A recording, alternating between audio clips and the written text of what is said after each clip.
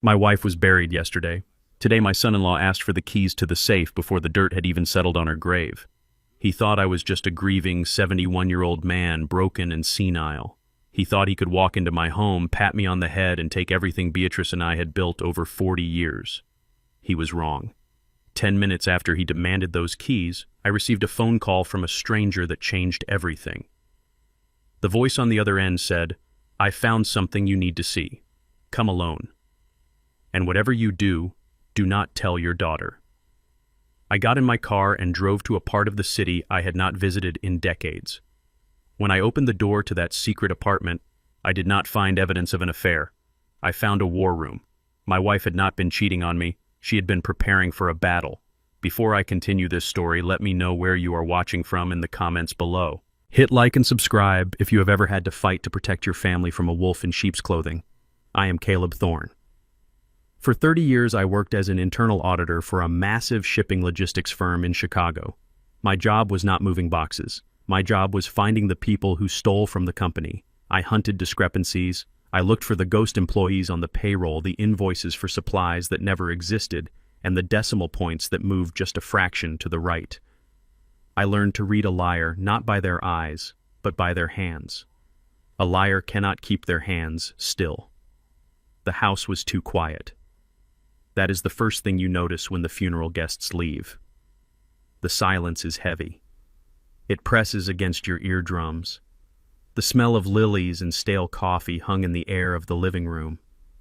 I sat in my leather armchair, the one Beatrice used to scold me for sleeping in, and I stared at the empty spot on the sofa where she used to knit. My chest felt like it had been hollowed out with a rusty spoon.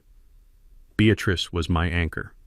Without her, I felt like a boat drifting toward a waterfall. But I was not allowed to drift, not yet. The front door opened. I did not have to look up to know who it was. The heavy, confident footsteps belonged to Derek, my son-in-law. Then came the lighter, hesitant steps of Nia, my daughter. Derek walked into the living room as if he owned it. He was wearing a black suit that cost more than my first car. He was a handsome man in that polished, slippery way that salesmen are. He smiled at me, but the smile did not reach his eyes. It never did. "Hey, Dad," Derek said. His voice was too loud for a house in mourning. I did not answer. I just looked at him.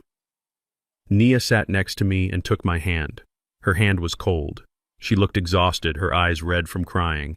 She was a good girl, my Nia, but she was soft. Beatrice and I had sheltered her too much. We wanted her to see the world as a garden, so she never learned how to spot the snakes. "How are you holding up, Dad?" Nia asked gently. "I am breathing," I said. "That is all I can promise today." Derek cleared his throat. He walked over to the fireplace and picked up a framed photo of Beatrice. He looked at it for a second, then set it down face down. "We need to talk about logistics, Caleb," Derek said. He dropped the dad. That was the first tell. "Not today, Derek," I said. My voice sounded raspy like gravel grinding together. "We have to," he insisted. He pulled a chair over and sat directly in front of me, leaning in close. I could smell his cologne. It smelled like musk and ambition. "Look, Beatrice handled all the finances right. The insurance policies, the retirement accounts, the deed to this house. We need to locate those documents immediately. The tax implications of a death are complicated. If we do not file the right forms by the end of the week, the IRS will freeze everything. You do not want that, do you?" I stared at him. I knew the tax code better than I knew the Bible. You have months to file estate taxes, not days. He was lying. "I will handle it," I said. Derek chuckled. It was a dry, condescending sound. "Come on, Caleb, be realistic. You are 71. You have been retired for 10 years. You have been forgetting things lately. Remember last week when you lost your reading glasses?" "They were on my head," I said. "See?" Derek said, spreading his hands as if he had just proven a mathematical theorem. "You are confused. Grief makes it worse. Nia and I are worried about you. We do not want you making a mistake that could cost the family everything. Just give me the combination to the wall safe in the study. I will take everything to my office, organize it, and present you with a nice, clean spreadsheet. I am doing this for you." He put his hand on my knee. His grip was tight, too tight. It was not a gesture of comfort. It was a gesture of control. I looked at Nia. She was looking at the floor, biting her lip. She did not say a word. She never stood up to him. I told you, I said, pulling my knee away. I will handle it. Derek's face hardened. The mask slipped for just a fraction of a second. His jaw clenched. Nia, he said, not looking at her. Tell your father he is being unreasonable. Dad, please, Nia whispered. Derek is a financial planner. He knows about these things. Let him help. You need to rest. I felt a surge of anger so hot it almost burned away the grief. A financial planner. That is what he called himself. I called him a gambler in a tailored suit. I knew he had lost money on crypto last year. I knew he had refinanced their house twice. Beatrice had suspected he was bleeding Nia dry, but we never had proof. I stood up. My knees popped, but I kept my back straight. I am tired, I said. I am going to lie down. Derek stood up too. He was taller than me, looming over me. We are not done, Caleb. Those papers need to be secured. My phone rang. The shrill sound cut through the tension like a knife. I pulled my old smartphone out of my pocket. The screen showed an unknown number. Who is that? Derek asked suspiciously. I ignored him and answered. Hello? Is this Caleb Thorne? The voice on the other end was rough, deep, and sounded like it had smoked a pack of cigarettes for breakfast. Yes, who is this? My name is Henderson. I am the landlord of the property at 402 East 115th Street. I frowned. I think you have the wrong number. My wife and I have owned our home for 30 years. We do not rent. The man sighed on the other line. Look, Mr. Thorne, I know this is going to sound crazy, but your wife Beatrice Thorne has been renting the upstairs unit of my duplex for 3 years. She paid in cash, never missed a month. I froze. The phone felt slippery in my hand. Beatrice, renting an apartment. Why, I am listening, I said. She gave me strict instructions. Henderson continued. She said if anything ever happened to her, if she died, I was to call you immediately. Not a day later. Immediately. And she made me swear on my mother's Bible that I would not tell her daughter, or the husband. The husband? You mean me? No, Henderson said. Her daughter's husband. The white guy. Derek. My blood ran cold. I looked up. Derek was watching me like a hawk. He was trying to listen to the conversation. She left something here for you, Henderson said. She said you need to see it before they find it. You need to come now. Do you know where East 115th is? I knew where it was. It was in the Roseland neighborhood. It was rough. Boarded up windows, drug dealers on the corners, and cops who only drove through with their sirens on. It was 40 minutes away. I will be there, I said. I hung up the phone. My heart was hammering against my ribs. A secret apartment. Cash payments. Before they find it, what had Beatrice been doing? Was she hiding money? Was she hiding a lover? The thought made me sick, but I pushed it away. Beatrice was many things, but she was not a cheater. Who was that? Derek asked again. He stepped closer, invading my personal space. It was Dr. Evans, I lied. My voice was steady. It was the same voice I used when I had to tell a CEO that his CFO was cooking the books. He wants me to come in to sign the death certificate paperwork. There was an error with the Social Security number. I will drive you, Derek said immediately. No, I said. I need the drive. I need to clear my head. Derek narrowed his eyes. He did not believe me. I could see the gears turning in his head. He thought I was up to something, or maybe he just thought I was too old to drive. But he also wanted to search the house while I was gone. I knew exactly what he was thinking. If I left, he would try to crack the safe. Fine, Derek said, checking his Rolex. But don't take too long. We have a lot to do. I grabbed my car keys from the bowl by the door. I kissed Nia on the forehead.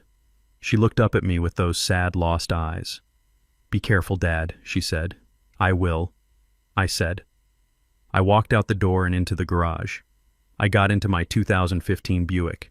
It was old, but I kept the engine spotless. I backed out of the driveway, watching Derek in the rearview mirror. He was standing in the window watching me leave. He was on his phone. I drove toward the highway, but as soon as I was out of sight, I took the exit toward the south side. The scenery changed quickly. The manicured lawns of the suburbs gave way to concrete graffiti and iron bars on the windows. I had not been down here in years. This was where I grew up, before I got my degree, before I met Beatrice, before I clawed my way into the middle class. The streets were filled with memories, but I did not have time for nostalgia. I found the address. It was a faded brick duplex with peeling paint. An old man was sitting on the porch in a rocking chair, a shotgun resting casually across his lap. He was a big man, bald, with scars on his arms. This must be Henderson. I parked the car and got out. I checked my surroundings. 2 kids on bicycles were watching me. A car with tinted windows rolled by slowly. I buttoned my jacket. I might be 71 and I might walk with a cane sometimes, but I still knew how to carry myself in the hood. You walk with purpose. You look people in the eye. You do not look like a victim. I walked up the steps. "Mr. Thorne," the man asked. He didn't stand up. "That is me," I said. Henderson looked me up and down. "You look like her." She had that same look in her eyes, like she was constantly calculating the odds. He reached into his pocket and pulled out a key. "Upstairs, deadbolt and a chain." She changed the locks herself. Said she didn't trust my keys. "Smart woman." "Thank you," I said. I took the key. It felt heavy. "She was a good woman," Mr. Thorne, Henderson said softly. "She came here every Tuesday and Thursday for 3 years. Never made a sound, just sat up there. Sometimes I'd hear her typing. Sometimes I'd hear her crying. Crying? Yeah, but mostly working. She told me she was building a shield, said she had to protect the legacy." I nodded, my throat tight. I walked inside. The hallway smelled of old wood and pine sol. I climbed the stairs. My legs felt heavy, like I was walking through water. I reached the door at the top of the landing. It was a solid steel door, reinforced. It looked out of place in this rundown building. Beatrice had installed a high-security door in a trap house. I put the key in the lock. It turned with a smooth click. I pushed the door open. The room was dark. The blinds were drawn tight. I fumbled for the light switch on the wall. When the lights flickered on, I gasped. I expected an apartment. Maybe a bed, a small table, a place to get away. There was no bed. There was no furniture at all, except for a large folding table in the center of the room and 4 metal filing cabinets lined against the wall. And the walls. My God, the walls. They were covered in corkboards. And on the corkboards were hundreds of photos, receipts, bank statements, and maps. Strings of red yarn connected them, creating a complex web of information. I stepped closer, my heart pounding in my ears. I recognized the faces in the photos. There was Derek. There was his business partner. There was a man I didn't know, a guy with a neck tattoo. And in the center of the main board, written in Beatrice's neat handwriting, was a header, Operation Vulture. I walked over to the table. There was a single thick binder lying there. On top of it was a note. To Caleb. If you are reading this, it means I am dead. And it means he killed me. I fell to my knees. The air left my lungs. Beatrice. My sweet, gentle Beatrice. She hadn't been knitting on that sofa all those years. She had been hunting. I opened the binder. The first page was a bank statement. Not ours, Derek's. I scanned the numbers. My auditor's brain kicked in automatically, overriding the grief. I saw the pattern instantly. Large cash withdrawals, transfers to offshore accounts, shell companies. But then I saw the date on the most recent transfer. It was from yesterday, the day of the funeral. Derek had transferred $50,000 from an account I didn't even know existed. My phone buzzed in my pocket. A text message. It was from the home security system. Beatrice and I had installed cameras years ago, but Derek thought they were disconnected. He didn't know I had the app on my phone. Notification motion detected in master bedroom. I tapped the screen. The live feed loaded. I saw Derek. He was in our bedroom. He was holding a crowbar. He was prying open the floorboards under our bed. He knew. Somehow he knew where the real stash was. But he didn't know I was watching. I looked at the binder again. Beatrice had done the work. She had gathered the evidence, but she had run out of time. Now it was my turn. I stood up. I wiped the tears from my face. The sadness was gone, replaced by a cold, hard rage. I am not a violent man. I have never hit anyone in my life. But looking at that screen, looking at the man destroying my home and realizing he might have murdered my wife, I knew one thing. I wasn't going to file a lawsuit. I wasn't going to call the police. Not yet. I was going to destroy him. I was going to make him think he had won, and then I was going to pull the rug out from under him so hard he would wish he had never met the Thorne family. I closed the binder. I picked up the phone and dialed Henderson's number even though he was just downstairs. "Henderson," I said. "Yeah, do you still have any contacts on the force? You said you were retired PD." "I got a few," Henderson said. "Why I need a background check on a specific license plate." And, Henderson, yeah, I need to buy a gun. There was a long pause on the other end. Then Henderson chuckled darkly. Come on down, Caleb. I think we have a lot to talk about. I looked at the wall one last time. Beatrice's handwriting seemed to glow under the fluorescent lights. Don't worry, B, I whispered. I'll finish it. I turned off the lights, locked the steel door, and walked down the stairs into the darkness. The war had just begun. The heavy steel door clicked shut behind me, sealing out the noise of the street. I stood there in the darkness for a moment, my hand still resting on the deadbolt. The air in the room was stale cold and smelled faintly of the lavender hand lotion Beatrice had used for 40 years. That scent so familiar and comforting felt wrong in a place like this. This was a fortress, not a home. I fumbled for the switch again, and the harsh fluorescent lights hummed to life, illuminating the secret my wife had kept from me. I walked deeper into the room. My cane tapped against the bare concrete floor. I expected to feel betrayal. I expected to see a second life, maybe photos of another man, maybe gifts she had bought for herself. But as I looked around, all I felt was a crushing weight of shame. I was the professional auditor. I was the man who had spent a lifetime catching thieves. Yet the greatest theft in history had been happening under my own roof, and my wife had been the one to catch it. There was no furniture, no bed to rest on, no kitchenette to make tea. There were just 4 gray metal filing cabinets standing like sentries against the east wall. In the center of the room sat a cheap plastic folding table and a single uncomfortable metal chair. And then there was the whiteboard. It spanned the entire length of the west wall. I stepped closer to the board. It was covered in photographs, maps, and printed emails. At the center of the web was a picture of Derek. Beatrice had drawn a red circle around his smiling face. Beside him was a photo of my daughter, Nia. But unlike Derek's photo, which was pinned with a red tack, Nia's photo was held up by a blue magnet.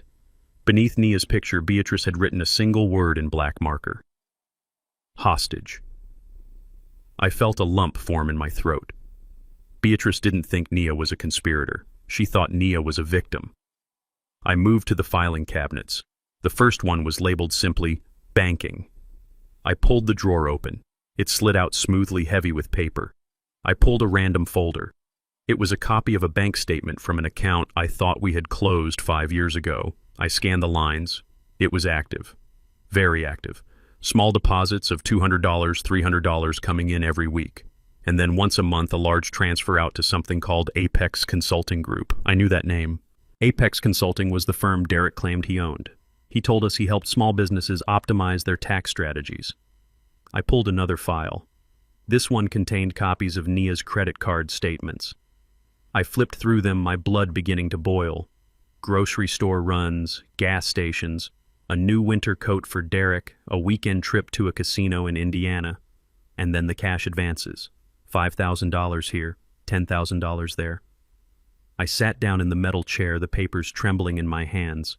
Beatrice had highlighted every cash advance in yellow. In the margins, she had written notes. August 12th. Caleb's pension deposit cleared. August 13th. Nia takes cash advance. August 14th. Derek deposits cash into Apex. It was a laundering scheme, a simple, crude, parasitic laundering scheme. Derek was using my daughter to siphon money from us, filtering it through her accounts, so his name never appeared on the withdrawal slips. He was bleeding us dry using Nia as the straw. I reached for the second drawer labeled Legal. Inside, I found drafts of documents I had never seen. A power of attorney form dated 6 months ago. It had my signature on it. I looked closely. It was a good forgery, but not perfect. The tail of the letter C was too long. I never wrote it like that. Beatrice had circled the signature and written fake next to it. Beneath that, she had stapled a printout from the county clerk's office. It was a title search for our home. The document showed a lien against the house, a second mortgage, taken out 2 years ago. I closed my eyes. A second mortgage. The house was paid off in 1998. We had burned the mortgage papers in a celebratory bonfire in the backyard. Beatrice and I had danced around the fire drinking cheap champagne, promising each other we would never owe a bank another dime. Derek had taken out a loan against our home. And because Nia's name was on the deed as a co-signer for estate planning purposes, he had coerced her into signing for it. I slammed the drawer shut. The sound echoed like a gunshot in the empty room. I turned my attention to the table. Lying next to the thick binder was a small leather-bound notebook. It was Beatrice's personal diary. I recognized it immediately. I had bought it for her 3 Christmases ago. I thought she used it for recipes. I opened it. The handwriting was shaky in the later entries. October 15th. I confronted Nia today. She cried. She said Derek promised it was just temporary, that he just needed liquidity for a big deal. I told her he is stealing our retirement. She begged me not to tell Caleb. She said it would kill him. She said Derek would leave her if the money stopped. God help me, I am raising a coward. November 3rd. I went to the bank.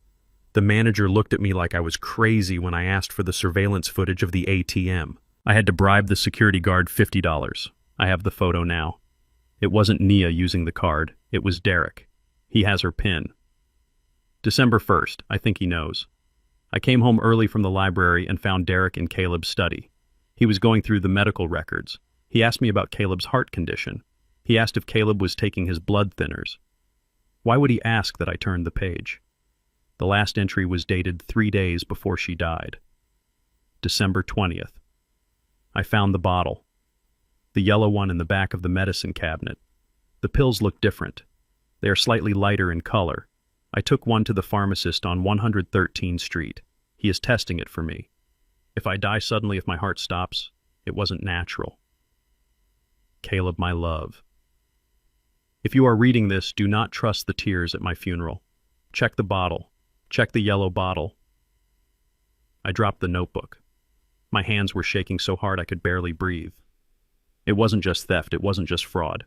Beatrice didn't die of a heart attack. My wife was murdered. I stood up, knocking the chair over. A cold fury washed over me, replacing the shock. I felt a clarity I hadn't felt in years. The fog of grief evaporated. I wasn't an old man anymore. I was a hunter. I looked at the whiteboard again. Beatrice had done all the work. She had built the case. But she had made one mistake. She had tried to gather enough evidence to save Nia, hoping she could convince our daughter to leave him before going to the police. She had waited too long. I would not make that mistake. I grabbed the binder. I grabbed the notebook. I needed to get these to a safe place. I needed to find that pharmacist on 113th Street.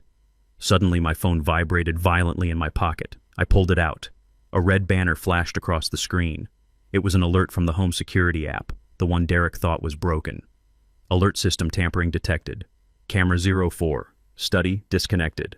I tapped the notification. The screen showed the last image captured by the camera in my home office before it went dark. It was Derek. He wasn't alone.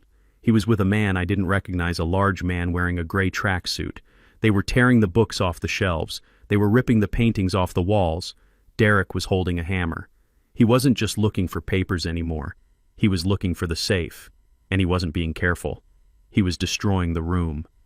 Then a second notification popped up. Alert audio detected. Living room. I pressed the listen button. The audio quality was grainy, but I could hear voices. "He is not coming back for hours," Derek's voice sneered through the speaker. "The old man is probably crying in a park somewhere. We have time. Find the floor safe. If we can't crack the code, we will just drill it out." Then I heard Nia's voice. It was weak, terrified. "Derek, please, this is my father's house. You can't just destroy the walls." "Shut up, Nia," Derek shouted. The sound of a hand striking flesh followed. A sharp slap, then sobbing. "Do you want to be homeless? Do you want to live on the street? If we don't find those bonds today, we are finished. Now get in the kitchen and make sure the back door is unlocked for the movers." Movers. He wasn't just stealing the documents. He was emptying the house. Today. Right now. While he thought I was out of the way. I looked at the time. I had been in the apartment for 40 minutes. It would take me 40 minutes to get back. I gripped my cane. I looked at the gun Henderson had mentioned earlier. I didn't have it yet. I didn't need it. Not for what I was about to do. I grabbed the evidence and shoved it into my coat pocket. I turned off the lights, plunging the war room back into darkness. I ran down the stairs, ignoring the pain in my knees. I burst out onto the street where my Buick was parked. I was going home. And I wasn't going to be the nice grieving widower when I walked through that door. The wolf was in my house, and he had just made the mistake of biting my daughter. I started the engine. The Buick roared to life. I shifted into gear and stomped on the gas. Beatrice had left me a map. Now I was going to use it to bury him. The drive back from the safe house felt like a re-entry into Earth's atmosphere. I was burning up. My knuckles were white against the steering wheel of the Buick, my heart hammering a rhythm of pure, unadulterated rage against my ribs. I had to force myself to breathe. In, out, in, out. I couldn't walk into that house looking like the man who had just analyzed a money laundering scheme. I couldn't walk in there with the fire of a prosecutor in my eyes. I had to dim the lights. I had to hunch my shoulders. I had to put the mask back on. The mask of Caleb the widower, Caleb the retiree, Caleb the victim. When I turned into the driveway, I saw Derek's black SUV parked crookedly, taking up 2 spaces. It was a power move. Even his car had to dominate the concrete it rested on. I parked my car, turned off the engine, and sat there for a moment listening to the ticking of the cooling metal. I checked my reflection in the rearview mirror. My eyes were too sharp, too alert. I rubbed them until they were red and watery. I let my jaw go slack. I practiced the tremor in my right hand. Beatrice used to say I was a terrible liar because I had too much pride. Well, Beatrice, today I am swallowing that pride. I am swallowing it whole because it is the only way to save what is left of us. I entered through the kitchen door. The house was usually silent, a sanctuary of dust motes and memories. But today, it sounded like a construction site. Heavy thuds, the sound of wood scraping against wood, and voices, loud, unapologetic voices. I moved down the hallway, leaning heavily on my cane, tapping it louder than necessary against the hardwood floor. Click, click, click. I wanted them to hear me coming. I wanted to see them scramble. I reached the doorway of my study, my office, the room where I had spent 30 years auditing the books of Fortune 500 companies. The room where I kept my first editions, my jazz records, my life. It looked like a bomb had gone off. Books were pulled from the shelves, lying open on the floor like wounded birds. Drawers from my mahogany desk had been yanked out and overturned, spilling pens, paper clips, and old tax returns onto the Persian rug. The painting of the Chicago skyline, a gift from my retirement party, was crooked, and there they were, the looters. Derek was standing by the window holding a stack of files he had pulled from the top shelf of the closet. His suit jacket was off his sleeves, rolled up. He didn't look like a grieving son-in-law helping organize an estate. He looked like a repo man. Nia was on her knees by the filing cabinet. She was crying, silent, shaking tears. She was holding a stack of old birthday cards Beatrice had saved. She looked up when she saw me, and the shame in her eyes was so thick I could almost taste it. "Dad!" she gasped, dropping the cards. "You're back early." I stood in the doorway, letting my mouth hang open slightly. I let the cane tremble in my hand. What is happening?" I stammered. My voice was a masterpiece of confusion. "Why are my books on the floor?" Derek turned around. He didn't look guilty. He looked annoyed. He tossed the files onto the desk with a heavy thud. "We are helping you, Caleb," he said, his tone dripping with that patronizing syrup he used whenever he wanted something. "We were looking for the will and the insurance policies. You said you would handle it, but look at this place. It's a mess. You have papers from 1990 mixed in with utility bills from last month. It is a disaster." He walked over to me, stepping on a first edition Hemingway without even looking down. I felt a spike of adrenaline so sharp I almost swung my cane at his knees. But I didn't. I just stared at the book under his polished shoe. I know where things are," I whispered. "You didn't have to. Beatrice wouldn't like this." "Beatrice isn't here, is she?" Derek snapped. Nia flinched. "Derek, don't," she pleaded softly. He ignored her. He was looking at me, analyzing me. He was looking for the fight. He expected the old Caleb, the man who once stared down union bosses, to yell, to kick him out. I couldn't give him that satisfaction. If I fought back, he would know I was a threat. If I was a threat, he would rush the sale of the house. He would cover his tracks. I needed him to think I was already defeated. "I didn't mean to make a mess," I mumbled, looking at my feet. I forget where I put things sometimes. Since the funeral, everything is foggy." Derek's face relaxed. The tension left his shoulders. He smiled. It was the smile of a wolf, realizing the sheep has a broken leg. "Exactly," he said, his voice dropping to a fake whisper. "That is why we are here. We are doing the heavy lifting so you don't have to. You shouldn't be worrying about paperwork. You should be resting." He walked over and put an arm around my shoulder. I had to force myself not to recoil. His touch felt like a brand. "Why don't you sit down?" Derek suggested, guiding me toward the leather armchair in the corner, the only piece of furniture they hadn't overturned. "Nia, get your father some water. He looks pale." Nia scrambled to her feet, wiping her eyes. "I'll get it," she said, rushing past me to the kitchen. I sank into the chair. I let my head loll back. I closed my eyes, but I kept them open just a slit. I watched Derek. He went back to the desk. He wasn't looking for a will. He was looking for account numbers. He was flipping through my ledger, taking pictures of pages with his phone. He was so arrogant. He didn't even care that I was in the room. To him, I was just furniture. Old, depreciating furniture. Nia came back with a glass of water. Her hands were shaking, as bad as mine were pretending to be. "Here, Daddy," she said. Her voice broke on the word Daddy. I reached out to take the glass. This was the moment, the performance of a lifetime. As my fingers brushed the cold glass, I spasmed. I jerked my hand intentionally, hitting the bottom of the glass. It flew out of Nia's hand. Crash! The glass shattered on the hardwood floor. Water splashed everywhere, onto the rug, onto Nia's shoes, onto the hem of my trousers. "Oh no," I cried out, shrinking back into the chair. "Oh God, I'm sorry. I'm so clumsy. Look at me. I'm useless." I started to reach down to pick up the shards, my hands trembling violently. "No, Dad."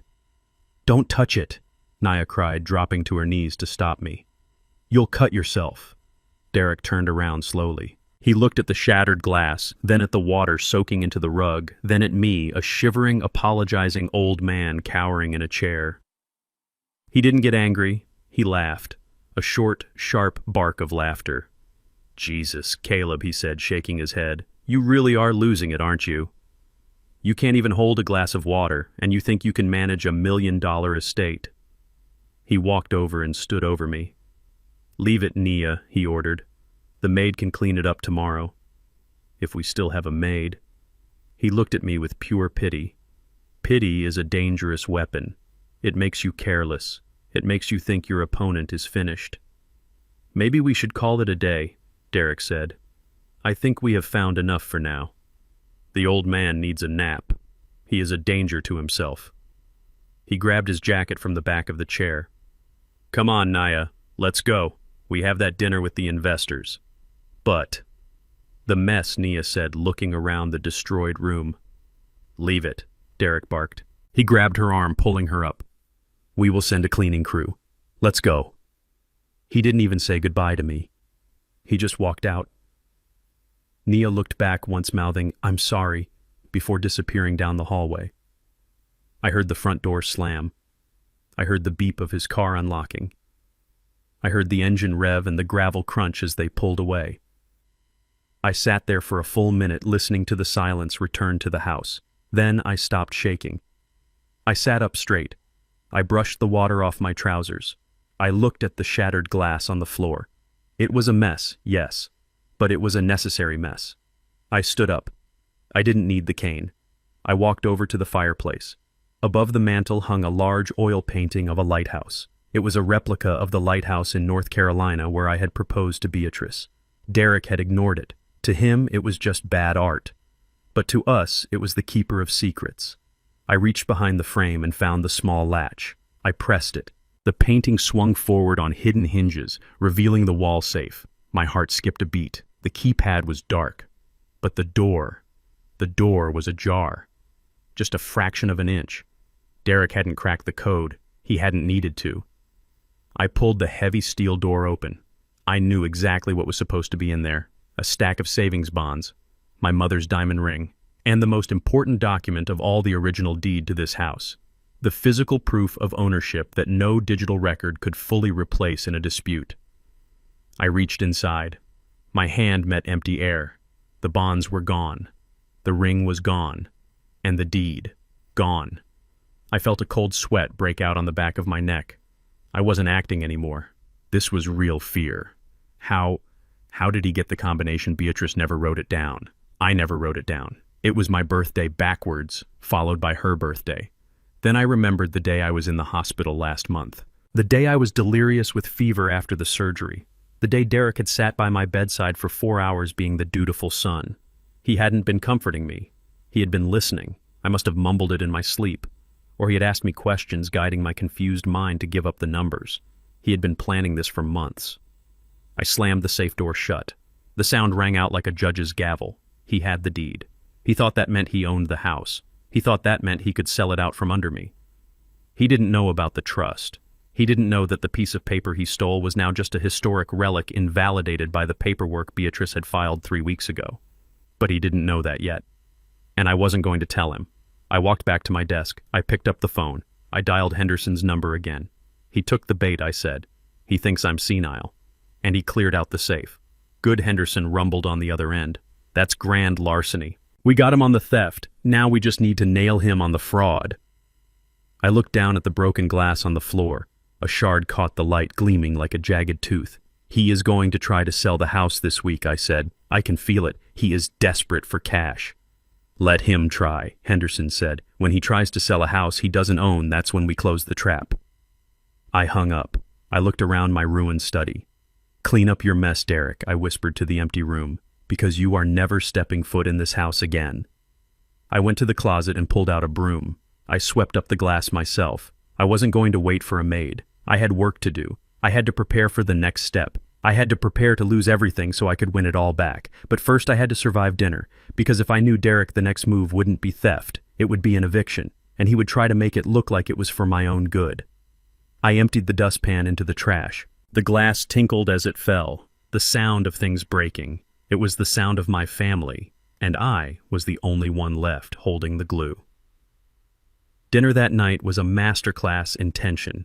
The air in the dining room was so thick you could have carved it with a steak knife. Derek sat at the head of the table in my chair, cutting his roast beef with surgical precision. Nia sat to his right, pushing peas around her plate, her eyes darting between her husband and me like a frightened bird. I sat opposite Derek, chewing meat that tasted like cardboard. I was exhausted from the afternoon's revelations, but my mind was racing at 100 miles an hour. I watched Derek's hands. He held his fork like a weapon. He poured the wine with a flourish that was too grand for a Tuesday night. He was celebrating. He thought he had broken me earlier in the study. He thought the old man was ready to fold. Then came the prop. Derek reached under the table and produced a thick, glossy folder. He placed it in the center of the table right next to the gravy boat. The cover featured an elderly couple with blindingly white teeth playing golf under a perfect Photoshop blue sky. The words Silver Lake Senior Living Community were embossed in gold script that caught the chandelier light. I looked at the folder. Then I looked at Derek. "What is this?" I asked, keeping my voice low and weary. Derek smiled. It was a soft, practiced smile, the kind of smile a shark might give before taking a bite. "It is a solution, Caleb. I made some calls this afternoon while you were napping." I pulled some strings. Silver Lake is the premier facility in the state. Usually there is a 2-year waiting list. But I know the director. I managed to reserve a suite for you, a corner suite with a view of the garden. I didn't reach for the brochure. I just stared at the picture of the happy couple. They looked medicated. I have a home, Derek. I am sitting in it. Nia made a small choking sound. I looked at her. Tears were already spilling onto her cheeks. This was the second part of the attack, the emotional pincer movement.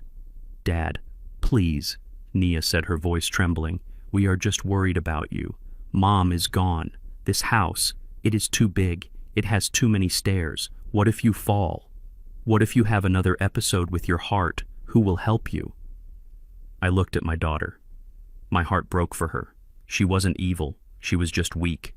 She was reciting a script Derek had fed her. I could hear his words coming out of her mouth. "I can manage, Nia," I said gently. "I have lived here for 30 years. I know every creak in the floorboards. It is not just about safety, Caleb." Derek interrupted, leaning forward. "It is about quality of life. Silver Lake has a heated pool. They have bridge clubs. They have gourmet dining. You would live like a king there, and you wouldn't have to worry about maintenance or property taxes or cleaning gutters." "And how would I pay for this palace?" I asked. "My pension covers groceries, not gold-plated golf courses." Derek's eyes lit up. This was the moment he had been waiting for, the closer. "That is the beauty of it," he said, tapping the table. "We sell this house. The market is hot right now. I have an investor ready to pay cash. We use the proceeds to cover your entry fee and your first 5 years at Silver Lake. The rest? Well, the rest I will invest for you through my firm. I can get you returns that will cover your monthly fees indefinitely. You will never have to touch your principal. You will be set for life." I looked down at my plate. The logic was sound if you trusted the mathematician. But I knew the mathematician was a thief. He didn't want to invest the rest. He wanted to steal the rest. He wanted to liquidate my only asset, lock me away in a facility where he controlled the visitation and drained the account dry while I played bingo. But I couldn't say that. If I said no, he would escalate. He would declare me incompetent. He would use the power of attorney I now knew was forged. He would force me out. I had to play the game. I had to be the tired, confused old man he wanted me to be. I let my shoulders slump. I let out a long, shuddering sigh. I picked up the brochure and opened it with shaking hands. I looked at the photos of the sterile rooms and the smiling nurses. "It does look clean," I murmured. "It is luxurious," Dad Nia added, reaching across the table to squeeze my hand. Her palm was sweaty. "You deserve to relax. You spent your whole life working. Let us take care of the heavy lifting now." I looked at the brochure for a long time. I was calculating. I needed time. I needed to get into the bank records Beatrice had found. I needed to trace the money. "I don't know," I said, my voice wavering. "It is all so fast. Your mother hasn't even been gone a week." "That is exactly why we need to act," Derek said, his voice hardening just a fraction. "Delaying only makes it harder. The market could turn. This spot at Silver Lake could go to someone else. We need to sign the papers by Friday." Friday. That was 3 days away. I closed the brochure. I looked Derek in the eye. I didn't glare. I looked at him with resignation. "I can't sign anything yet," I said. Derek's jaw tightened. "Caleb," I raised a hand to stop him. I didn't say no. I said, "Not yet. Look at this house, Derek. It is full of 40 years of life. I need to sort through Beatrice's things. I need to pack. I need to say goodbye." "How long?" Derek asked. He sounded like a creditor demanding payment. 1 week, I said. "Give me 1 week to pack up the personal items, to sort through the attic. I can't just walk away and leave her memory behind." Derek looked at Nia. She was nodding vigorously. "A week is fair, Derek," she said. "It is only a week." Derek drummed his fingers on the table. He was doing the math. A week delay meant he had to hold off his investors. But pushing me too hard might make me snap. He needed me compliant. "Fine," he said, exhaling sharply. 1 week, but next Tuesday the movers come, and we sign the listing agreement. Next Tuesday I agreed. I stood up. I didn't finish my dinner. "I need to lie down," I said. "All this talk of moving, it has given me a headache." I walked out of the dining room. I felt Derek's eyes boring into my back. He was already texting someone, probably the investor. I went to my bedroom and closed the door. I locked it. I turned on the shower in the master bathroom so it sounded like I was getting ready for bed. Then I opened the window. I climbed out onto the trellis. I used to do this when I was 20 to sneak into Beatrice's room. Now, at 71, my joints protested every inch of the way. But pain was good. Pain kept me focused. I dropped onto the soft grass of the backyard. I crept through the shadows to the garage. I didn't start the car there. The noise would alert them. I put the Buick in neutral and pushed it down the driveway. It was heavy, but adrenaline gave me the strength of a man half my age. Once I was 2 blocks away, I started the engine and drove. I didn't go to a doctor. I didn't go to a bar. I went back to the only place that felt real, the apartment on East 115th Street. When I walked back into the war room, it felt different. It wasn't a shrine to a dead woman anymore. It was a command center. I sat down at the folding table. I opened the binder I had shoved into my coat earlier. I opened the banking app on my phone, and I began to work. Beatrice had flagged the suspicious transactions, but she hadn't totaled them. She was looking for patterns. I was looking for the bottom line. I pulled out a fresh legal pad. I started writing. Item 1. The refinancing of the house. $200,000 extracted. Where did it go? I traced the wire transfer number. It went to a shell company in Delaware called North Star Holdings. A quick search on my phone showed North Star was dissolved 6 months ago. The money was gone. Item 2. My retirement fund. Beatrice had noted unauthorized access. I logged into the portal. My password had been changed. I used the security questions only I would know, like, "What was the name of your first dog?" to reset it. When the balance loaded, I gasped. It wasn't zero. It was worse. There was $6.42 remaining. $6. For 40 years of audits. For 40 years of missing my daughter's school plays because I was working late. I kept digging. I checked the credit cards. I checked the life insurance policy Beatrice had taken out on herself 10 years ago. It had been cashed out 3 weeks before she died. The signature on the request form was a clumsy forgery of hers. Derek hadn't just waited for her to die. He had liquidated her life while she was still breathing. I added up the numbers, the mortgage, the pension, the insurance, the credit card debt, the savings bonds.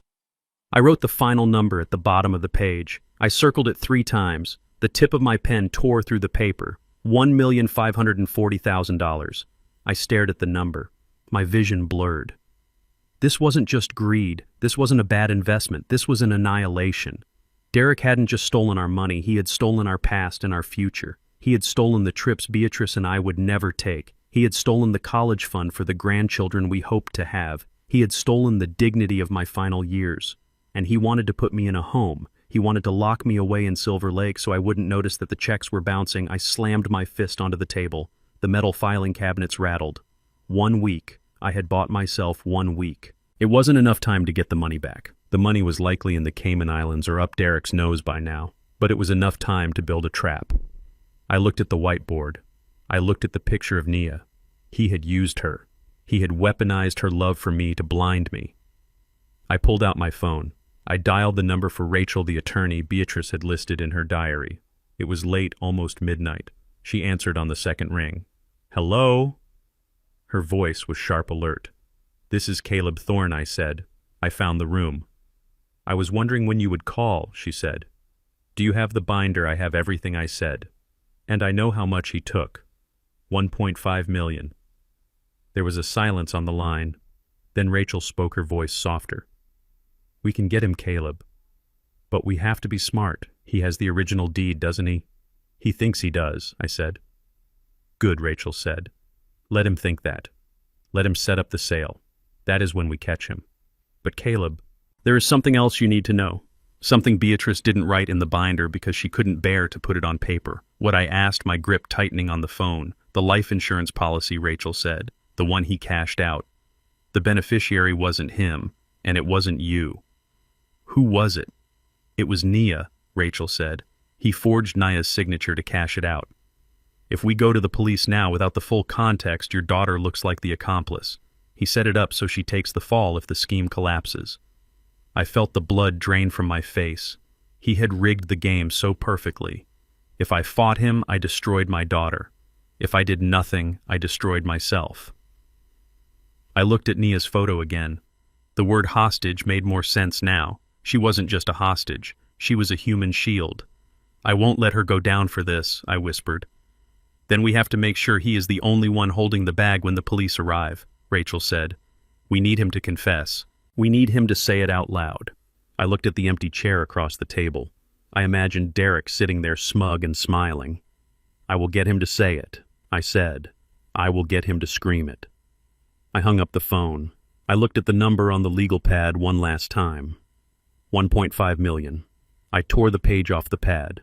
I folded it and put it in my pocket next to my heart. The mourning period was over. The hunt had begun. I drove back to the house in a daze, the numbers on the legal pad burning a hole in my pocket. $1.5 million. That was the theft. That was the financial crime. But Beatrice's diary had hinted at something darker, something that made the money look like petty change. She had written about the yellow bottle. She had written about the pills looking different. When I pulled into the driveway, the house was dark except for the kitchen light. Derek's car was still there, parked aggressively across 2 spots as usual. I entered quietly through the garage. I could hear the television blaring in the living room, some mindless reality show Nia watched to numb herself. Derek wasn't watching. I could hear him on the phone on the patio, his voice low and urgent. I didn't go to them. I went straight to the kitchen. The room was a mess. Takeout containers from the night before were piled on the counter. Crusty plates sat in the sink. Derek treated my home like a hotel where the maid service was included. But his laziness was my advantage. He was arrogant. He thought he had scrubbed the crime scene, but arrogant men always miss the small details. They look at the big picture, the bank accounts, the deeds, and they forget the trash. I walked over to the tall stainless steel trash can in the corner. My heart was hammering against my ribs, a frantic rhythm that reminded me I was 71 years old and running on adrenaline and rage. I stepped on the pedal. The lid hissed open. The smell of stale curry and old coffee hit me. I saw coffee grounds, styrofoam clamshells, and empty soda cans. I reached in. I didn't care about the filth. I pushed aside a greasy pizza box. I dug through the refuse of the people who were eating me alive, and there it was. Buried under a pile of wet paper towels was a small amber plastic cylinder. My hand closed around it. It felt cold. I pulled it out and wiped it on my trousers. It was Beatrice's heart medication, digoxin, 250 micrograms. I stared at the label. It was the prescription I had picked up for her 2 weeks ago, but something was wrong. The label was slightly peeled at the corner, and when I shook it, the rattle sounded different. Digoxin pills are tiny dents. These sounded lighter, chalkier. I uncapped the bottle and poured a few tablets into my palm. They were white, they were round, they looked exactly like her heart medication. To the untrained eye, they were identical, but I wasn't looking with an untrained eye. I was looking with the eyes of a husband who had organized his wife's pillbox every Sunday morning for 10 years. The edges were too sharp. The imprint of the manufacturer's code was slightly off-center. I squeezed one between my thumb and forefinger. It crumbled.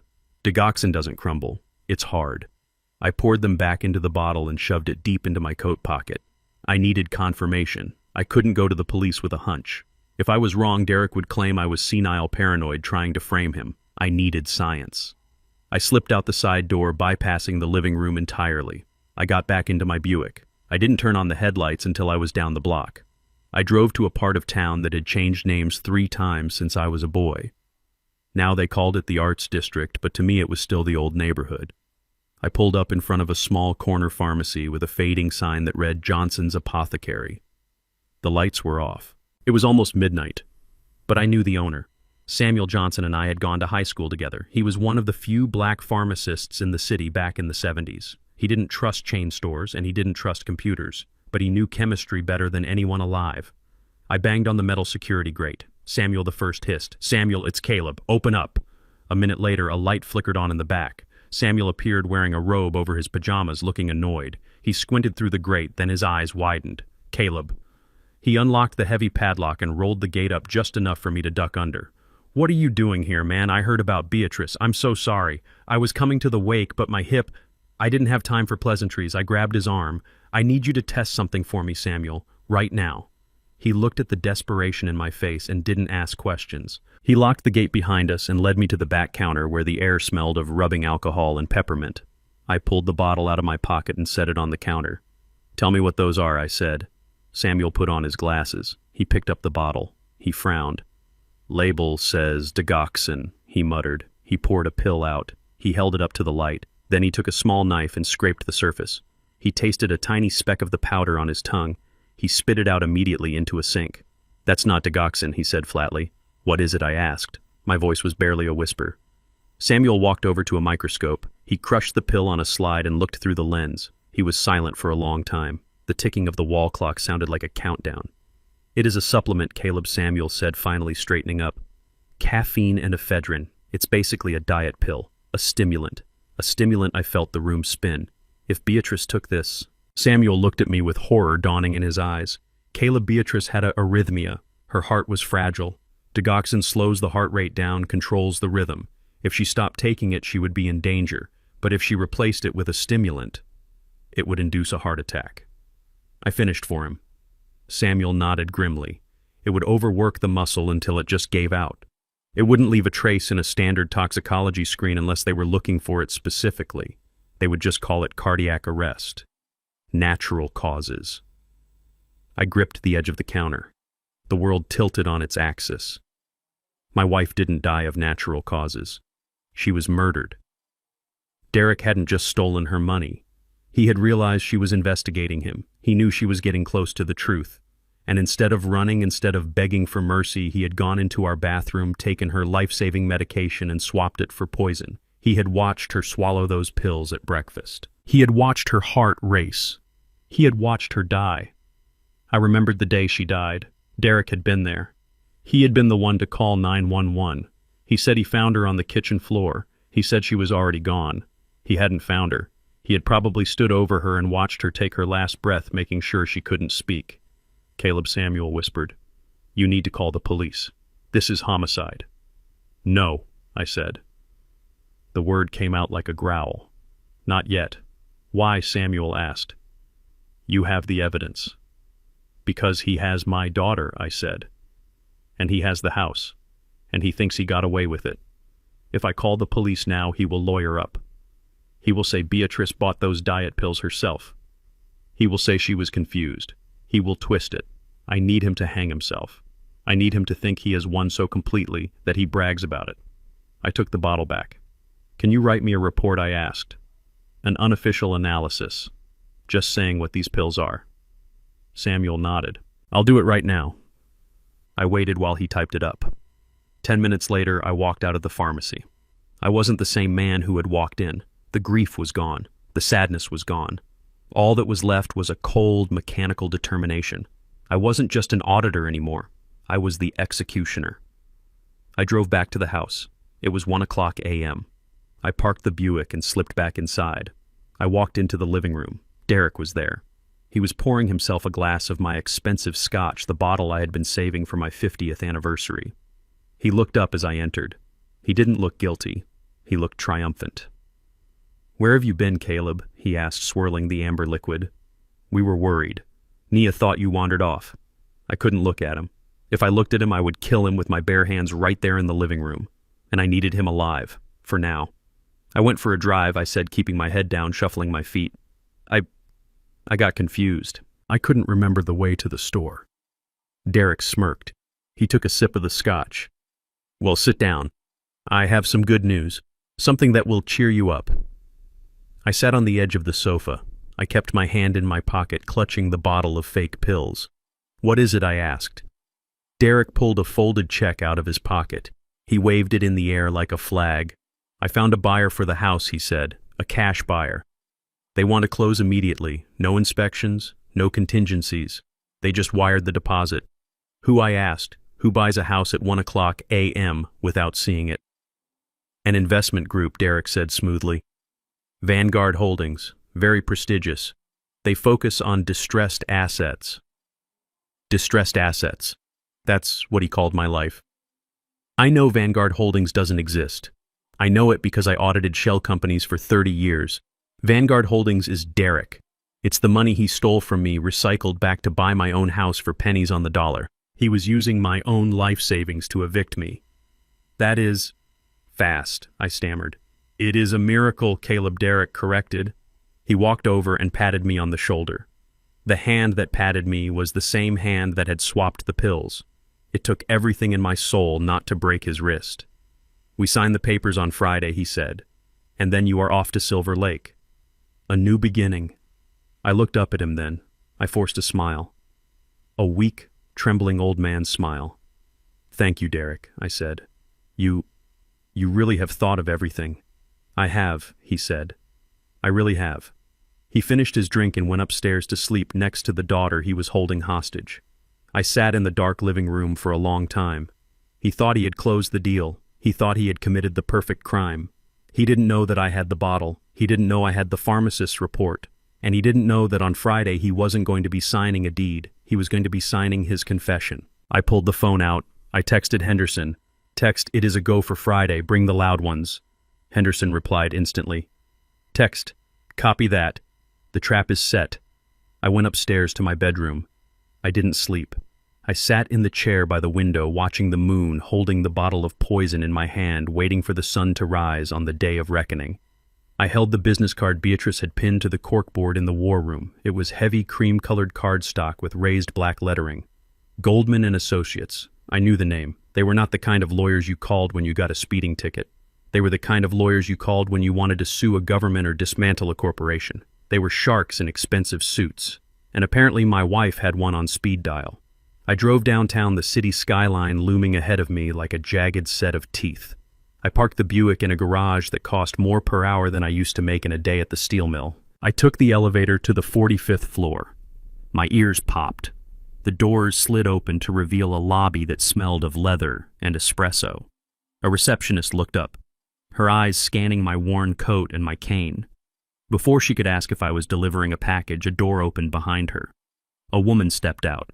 She was small, maybe 5 feet tall, with sharp features and hair the color of steel wool pulled back into a severe bun. She wore glasses on a chain and a suit that looked like it was cut from armor. Mr. Thorne, she said. Her voice was like cracking ice. I am Rachel Goldman. I have been expecting you. She didn't offer a handshake. She turned and walked back into her office. I followed. The office was corner-facing with a view of Lake Michigan that stretched to the horizon, but Rachel didn't look at the view. She sat behind a desk that was completely bare except for a single file folder. "Sit," she commanded. I sat. I felt small in the leather chair. "Beatrice told me you were stubborn," Rachel said, opening the file. "She said you would try to fix this yourself before coming to me. She said you would try to be the hero." "Beatrice knew me better than I knew myself," I said quietly. Rachel looked at me over the rim of her glasses. Her eyes softened just a fraction. She was an extraordinary woman, Caleb. In 30 years of practicing law, I have never met a client with her attention to detail. She didn't just come to me for a will. She came to me to build a fortress. She slid a document across the desk. It was a deed. I looked at it. It looked exactly like the one Derek had stolen from my safe. He took the original, I said, feeling the panic rise again. He broke into the safe. He has the deed. Rachel smiled. It wasn't a nice smile. It was the smile of a predator watching prey walk into a trap. He has a deed, Caleb. He has a piece of paper that was recorded in 1990. It is a historical document. It makes for nice wallpaper.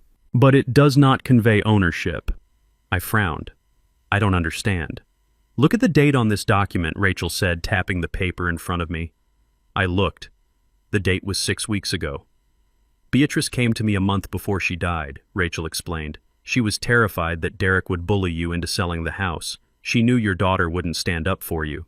So we executed a quitclaim deed. Beatrice transferred the title of the property out of your names and into an irrevocable trust. The Beatrice Thorne Living Trust." She leaned back in her chair, lacing her fingers together. "You are the sole trustee, Caleb. You are the only person on earth who can sign for that house. Derek can wave that old deed around all he wants. He can scream until his lungs give out. But legally, that house belongs to a ghost entity that he doesn't even know exists." I felt a weight lift off my chest, a weight so heavy I hadn't realized it was crushing me. Beatrice had protected us from beyond the grave. She had outsmarted him while he was busy counting his chickens. "So he can't sell it," I said, a laugh bubbling up in my throat. "He is going to walk into that closing on Friday and look like a fool." Rachel held up a hand. The smile vanished. Her face became deadly serious. "No, Caleb. That is not the play." "What do you mean? If we tell him—" "Now," Rachel said, leaning forward, her voice dropping to a conspiratorial whisper, "if we stop him before the sale, what happens? He gets embarrassed. Maybe he gets charged with attempted fraud, which is hard to prove.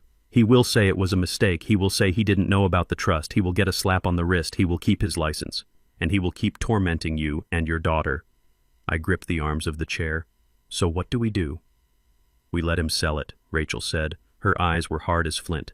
"We let him walk into that closing. We let him sign the papers claiming he has the authority to sell. We let him accept the wire transfer from the buyers." "Why?" I asked.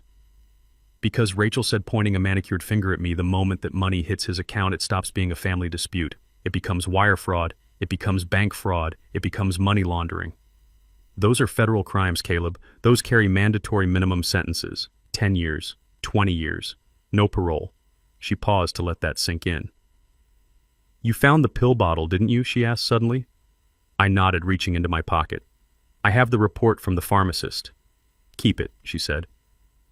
"Murder is hard to prove without an autopsy, and he might have had her cremated too quickly for us to get a clean sample. But fraud, a paper trail, that is undeniable. We use the fraud to put him in handcuffs. Once he is in custody, once his assets are frozen and his reputation is destroyed, then we drop the hammer about the pills. We bury him under so many charges he will never see the sun again." I looked at this small woman. She was terrifying, and she was on my side. "So I have to wait?" I asked. "I have to let him think he's winning until Friday?" "Yes," Rachel said. "You have to be the victim. You have to be the confused, helpless old man who is just doing what he is told. Can you do that?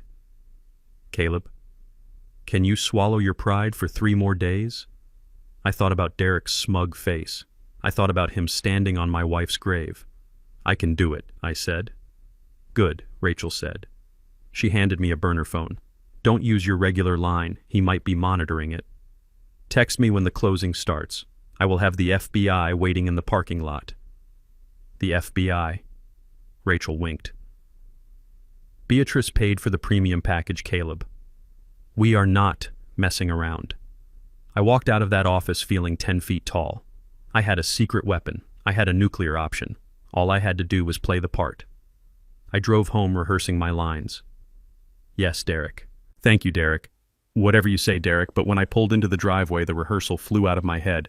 The garage door was open, and inside there were black plastic trash bags, dozens of them, piled up like body bags against the wall. My heart stopped. I knew those bags. I knew the shape of them.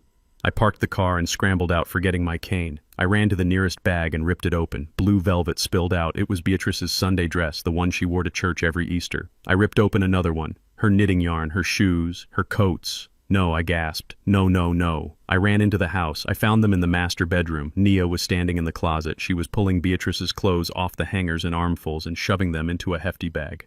The closet, which still smelled like Beatrice, was half empty. It looked like a skeleton. Nia, I screamed. She jumped, dropping the bag. She spun around, her eyes wide with fear. Dad, you scared me. What are you doing? I roared. My voice shook the walls. What are you doing with your mother's things?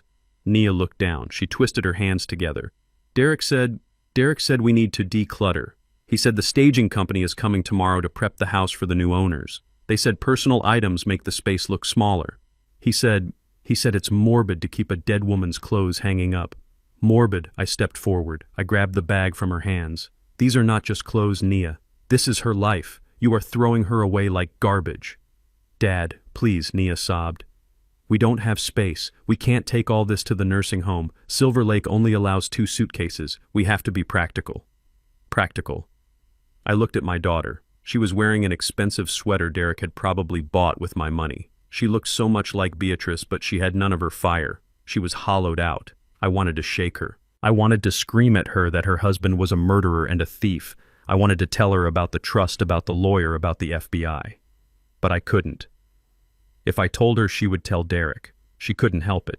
She was wired to seek his approval. She would run to him and ask if it was true, and he would know the trap was set. He would run. He would disappear with the money he had already stolen. I had to protect her by lying to her. I took a deep breath. I let the rage drain out of my face, replacing it with the mask of the defeated old man. I slumped my shoulders. I let tears, real tears, fill my eyes. Just leave the blue dress, I whispered brokenly. Please, Nia, just the blue dress. Nia looked at me, her face crumbling. She pulled the velvet dress out of the pile. Okay, Dad, she whispered. Okay, we'll keep the blue dress. She hugged me. I hugged her back, but my arms felt stiff. I was hugging a stranger. Derek walked into the room then. He was holding a clipboard. He saw the hug. He saw the open trash bag. Good, he said, checking something off his list. The closet is almost done. Good job, Nia. He didn't even look at me. I pulled away from Nia. I clutched the blue dress to my chest. I'm going to my room, I mumbled. Take the rest of the bags to the curb, Derek ordered Nia. The truck comes in the morning. I walked down the hall to the guest room where I had been sleeping since the funeral. I closed the door. I buried my face in the blue velvet dress. It smelled of lavender and Beatrice. I didn't scream. I didn't break anything. I just sat there rocking back and forth, listening to my daughter drag her mother's life out to the curb for the garbage men. Every bag she dragged was another nail in Derek's coffin. Enjoy it, Derek, I thought, stroking the velvet fabric. Clean the house, empty the closets, make it perfect. Because on Friday you are going to find out that you don't own the walls, you don't own the floor, and you definitely don't own me. I looked at the burner phone Rachel had given me. It sat on the nightstand, black and silent. A grenade waiting for the pin to be pulled. 3 days, just 3 more days. The next morning the house felt like a battlefield where the fighting had paused, but the air was still choked with smoke. I woke up early, my joints stiff from sleeping in the guest room chair. The blue velvet dress was still draped over my lap, a silent comfort in a house that was rapidly becoming hostile territory. I folded it carefully and hid it under the mattress. It was the only piece of Beatrice I had left, and I wasn't going to let the cleaning crew or my son-in-law touch it. I went downstairs. The smell of bacon grease hung in the air, but it didn't smell like the Sunday breakfasts Beatrice used to make. It smelled burnt, I found Nia in the kitchen, standing over the stove, frantically scraping black char off a piece of toast. She looked terrible. Her hair was uncombed, and there were dark circles under her eyes that no amount of expensive concealer could hide. She was wearing a silk robe that looked too thin for the drafty kitchen, shivering slightly as she buttered the burnt bread. "Good morning," I said softly, leaning on my cane in the doorway. Nia jumped, nearly dropping the knife. She spun around, her eyes wide and fearful. "Oh, Dad, you scared me. I didn't hear you come down." I walked over to the table and sat down. I watched her. She was moving with a frantic, nervous energy like a bird trapped in a house. She poured me a cup of coffee, her hand trembling so much that a splash of hot liquid hit the saucer. "Sorry," she muttered, wiping it with her sleeve. I didn't sleep well. Derek was up late working on the logistics for the move." I took a sip of the coffee. It was weak. "Nia," I said, keeping my voice low and steady, "sit down for a minute, please." She hesitated, glancing at the clock on the microwave. "Derek will be down in 10 minutes. He wants breakfast ready. He can make his own toast," I said, putting a bit of steel into my voice. "Sit." She sat on the edge of the chair, ready to bolt at any second. She wouldn't meet my eyes. She stared into her coffee cup as if the answers to her life were floating in the brown liquid. I reached into my pocket. I didn't pull out the pill bottle. I didn't pull out the bank statements. I pulled out a simple receipt I had found in the trash 2 days ago. It was for a dinner at a steakhouse downtown. $400. Date stamped the night Beatrice was in the hospital having her pacemaker checked. I slid it across the table. Nia looked at it. She frowned. "What is this?" "It is a receipt," I said. "From the night your mother was in the ICU, when you told me Derek was working late to pay for her medical bills." Nia's face flushed. She snatched the paper and crumpled it in her fist. "So he has to eat Dad. He had a client meeting. You know how business works. You have to spend money to make money. $400 on a Tuesday night," I asked. While his wife was crying in a hospital waiting room, Nia stood up the chair, screeching against the floor. "Why are you doing this?" she demanded, her voice rising. "Why do you always pick at him? He is trying to save us, Dad. He is the only reason we aren't drowning in debt right now. Save us." I looked at her, truly, looked at her. I saw the fear behind the anger. I saw the desperate need to believe the lie because the truth was too painful to bear. "Nia, he is draining us." I checked the pension fund. It is empty. The house is mortgaged to the hilt. Where is the money going, Nia? She slammed her hands on the table. The coffee cups rattled. "It is invested," she screamed. "It is in the market. You don't understand modern finance, Dad. You are stuck in the past with your passbooks and your savings bonds. Derek is a visionary. He is a thief," I said calmly. That was the spark that ignited the powder keg. Nia's face twisted into something ugly, something I had never seen before. It wasn't just anger, it was hatred. "Stop it," she shrieked. "Just stop it. I know what this is about. I have always known." "What is it about?" I asked. "It is because he is white." The words hit me like a physical blow. I sat back in my chair, stunned. "Excuse me. You heard me?" Nia yelled, tears streaming down her face. "You never liked him. From the moment I brought him home, you looked at him with that judgmental stare. You hated that I married a white man, you and Mom both. You smiled at the wedding, but I knew what you were thinking. You thought he wasn't one of us. You thought he wouldn't understand our struggle. Well, guess what, Dad?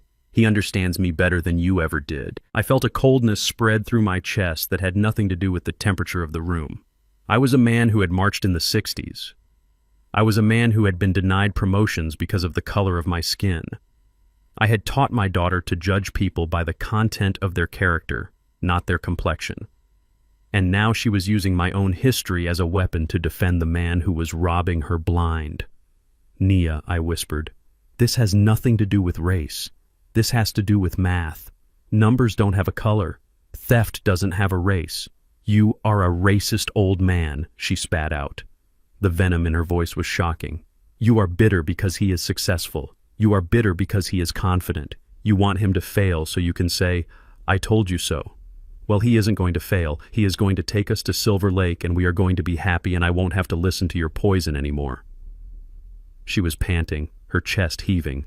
She looked at me with pure defiance. In that moment, something inside me broke. It wasn't my heart. My heart had already been broken when Beatrice died. This was something else. It was the tether. The invisible cord that connects a father to his child. I realized then that I couldn't save her. Not with words, not with love. She was gone. She had been rewritten by him. Her mind was a colony and he was the occupier. If I kept trying to reach her, I would only push her closer to him. If I showed her the evidence now, she would run upstairs and tell him. She would warn him. She would destroy the trap I had set. I had to let her go. I had to cut the limb to save the body. I looked at my daughter. I didn't see the little girl I had taught to ride a bike. I saw a stranger who was standing between me and justice. I took a deep breath. I picked up my cane. I stood up slowly. I didn't yell back. I didn't defend myself against the accusation. I just looked at her with a profound, terrifying sadness. "If that is what you believe, Nia," I said quietly, "then I have failed you as a father, but not for the reasons you think." Nia froze. She looked unsure for a second, her anger wavering in the face of my calm. "Dad," she started. But before she could say another word, the kitchen door swung open. Derek walked in. He was wearing a fresh suit, crisp and sharp. He smelled of expensive cologne and arrogance. He looked from Nia's tear-stained face to me. He didn't ask what was wrong. He didn't care. He smiled that shark smile. "Good morning, family," he boomed. Intense conversation. Good. We need intensity today. We have a deadline. He walked over to the counter, poured himself a coffee, and took a sip from my favorite mug. Then he reached into his briefcase and pulled out a document. It was thick, stapled on blue paper. He slapped it down on the table in front of me. "We have a small hiccup with the closing, Caleb," he said casually, as if talking about the weather. "The title company is being a pain. They want an updated power of attorney. The one we have on file is apparently too old for their compliance department." Bureaucrats, right? He clicked a gold pen and held it out to me. "Just sign here. It authorizes me to handle the final transfer on Friday so you don't have to be dragged into a boring conference room. It is for your convenience." I looked at the document. It wasn't just a specific power of attorney for the house. It was a general durable power of attorney. It gave him control over everything: my health care, my remaining bank accounts, my social security, even the right to commit me to a mental institution. If I signed this, I ceased to be a person. I became his property. I looked at Nia. She was wiping her eyes, avoiding my gaze. She knew what this was. She had probably typed it for him. "Just sign it, Dad," she whispered, her voice dull and defeated. "Please, don't make a scene. Prove you trust us. Prove I trust them." That was the trap. If I refused, I confirmed her accusation that I was a bitter, racist old man. If I signed, I handed him the knife to cut my throat. Derek waved the pen in front of my face. "Tick-tock, Caleb," he said, his voice hardening. "The courier is waiting. We don't want to delay your big move to Silver Lake, do we?" I looked at the pen. I looked at his eyes. They were cold, dead eyes. I reached out and took the pen. My hand didn't shake this time. I looked down at the paper. I knew what I had to do. I had to play the fool one last time. I had to make him think he had won the war so he wouldn't see the landmine I was about to step off of. "I'm sorry, Nia," I said softly. I wasn't apologizing for the fight. I was apologizing for what I was going to do to her husband on Friday. I lowered the pen to the paper. Derek leaned in, greedy, hungry, watching the tip of the pen like a vulture watching a dying animal. I pressed down, and then I stopped. The pen in my hand felt like a lead weight. It was a Mont Blanc, heavy and black with gold trim. It belonged to Derek. Of course it did. My son-in-law was the kind of man who thought owning an expensive pen made him a writer, just like he thought wearing a suit made him a gentleman. I held it over the paper, letting the nib hover just millimeters above the signature line. The document was titled General Durable Power of Attorney. It was a death warrant for my independence. If I signed this, I was handing over the keys to my life. I was giving him the legal right to empty my account, sell my property, and throw me into a facility without my consent. I looked up at him. Derek was leaning against the edge of the kitchen table, his arms crossed, his foot tapping an impatient rhythm on the floor. He looked at his watch. "Come on, Caleb," he said, his voice tight with forced politeness. "My arm is getting tired holding this up. It is just a formality. We need it for the title company to process the sale. Unless you want to drag your bad hip all the way downtown and stand in line for 3 hours. I looked at Nia. She was staring at her hands, twisting her wedding ring. She wouldn't look at me. She had made her choice. She had chosen the predator over the protector because the predator had convinced her the jungle was safe. I took a breath. I let it out slowly, making it rattle in my chest. I slumped my shoulders, shrinking into myself. I allowed my hand to start trembling. At first it was a small tremor, just a vibration in the fingers. Then I let it travel up my wrist, up my forearm, until the pen was shaking visibly in the air. I can't see the line very well," I stammered. "My eyes, the diabetes." Derek rolled his eyes. He didn't even try to hide it. He reached out and tapped the paper aggressively. "Right there, Caleb, next to the X. Just put your name down. It doesn't have to be a masterpiece." I lowered the pen. The tip touched the paper. Ink bled into the fiber, creating a small dark blot. I started to write, C-A-L-E-B. But I didn't write it the way I had written it for 50 years. I didn't use the sharp, confident loops of a man who had signed off on multi-million-dollar shipping manifests. I wrote it like a broken man. I made the loop of the L too wide. I failed to cross the A. And most importantly, I changed the slant. My real signature leans 15 degrees to the right. It is aggressive, forward-moving. This signature, I made it lean backward. I made the letters drag as if they were reluctant to exist. I finished with T, H-O-R-N-E. I let the pen trail off at the end, creating a jagged line that looked like a dying heartbeat. There I whispered, dropping the pen as if I didn't have the strength to hold it anymore. Derek snatched the paper before the ink was even dry. He didn't scan the signature for authenticity. He didn't compare it to my driver's license. He just saw that the line was filled. He saw victory. "Perfect," he said, a grin spreading across his face. "That wasn't so hard, was it?" He blew on the ink, waved the paper in the air, and slid it into his leather briefcase. The click of the latches snapping shut sounded like the door of a prison cell closing. "Now we can move forward," he said, clapping his hands together. "Nia, get your father some juice. He looks like he's about to faint. I have to go to the office and fax this over. We are on schedule for Friday." He turned to leave. He was practically vibrating with excitement. He had the deed. He had the power of attorney. He thought he had the kingdom. "Wait," I said. Derek stopped in the doorway, annoyed. "What now? My cane," I said. "I think I kicked it under the table. I can't reach it." Derek sighed. He looked at Nia, but she was already at the fridge pouring juice. He groaned and walked back toward me. "It is right there, Caleb," he said, pointing to the floor. I leaned down. I made a show of groaning, of clutching my back. I reached for the cane, but I fumbled it. I knocked it further under the table, right beneath the spot where Derek had been sitting. "Oh, clumsy me," I muttered. "Jesus Christ," Derek hissed. "Move. I'll get it." No, I have it," I said. I slid out of the chair and went down on one knee. It hurt. That part wasn't acting. My knees were shot from years on concrete floors, but being on the floor gave me cover. I reached under the table. My hand found the cane, but my other hand, my left hand, reached into my pocket.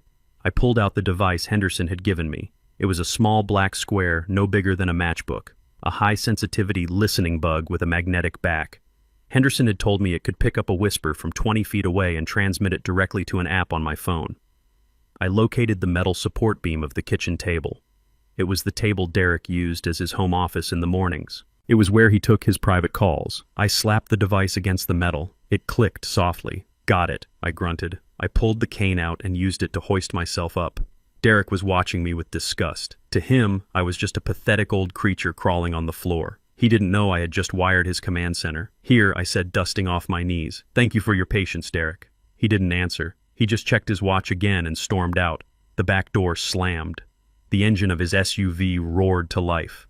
I stood in the kitchen listening to the sound of him driving away. My back straightened. The tremor in my hand vanished. Nia turned around with the glass of juice. "Here, Dad." "I don't want it," I said coldly. I walked past her, leaving her standing there with the glass. I went upstairs to my room. I locked the door. I sat on the edge of the bed and pulled out my phone. I opened the app Henderson had installed for me. It was a simple interface. A black screen with a single green button that said Live. I put on my headphones. I pressed the button. At first there was just static. Then the sound of Nia washing dishes downstairs. The bug was sensitive. It was working. I waited. The day dragged on. I packed a few boxes, keeping up the charade. I wrapped Beatrice's porcelain figurines in newspaper. I took down the photos from the hallway. Every empty nail hole felt like a wound. Around 4:00 p.m., I heard Derek's car return. I went back to the app. I heard the back door open. I heard his heavy footsteps. I heard the sound of his briefcase hitting the table. Then silence. He was probably checking his email. Then a rustle of fabric. He was loosening his tie. Then the sound of dialing. He was making a call. I turned the volume up. "Hey, baby." Derek's voice came through the headphones crystal clear. It sounded different than when he spoke to Nia. It was lower, seductive. I held my breath. "Yeah, I'm back at the house," he said. "No, she's not here. She went to the grocery store. The old man is upstairs napping. He sleeps 18 hours a day. It's like living with a zombie." A pause.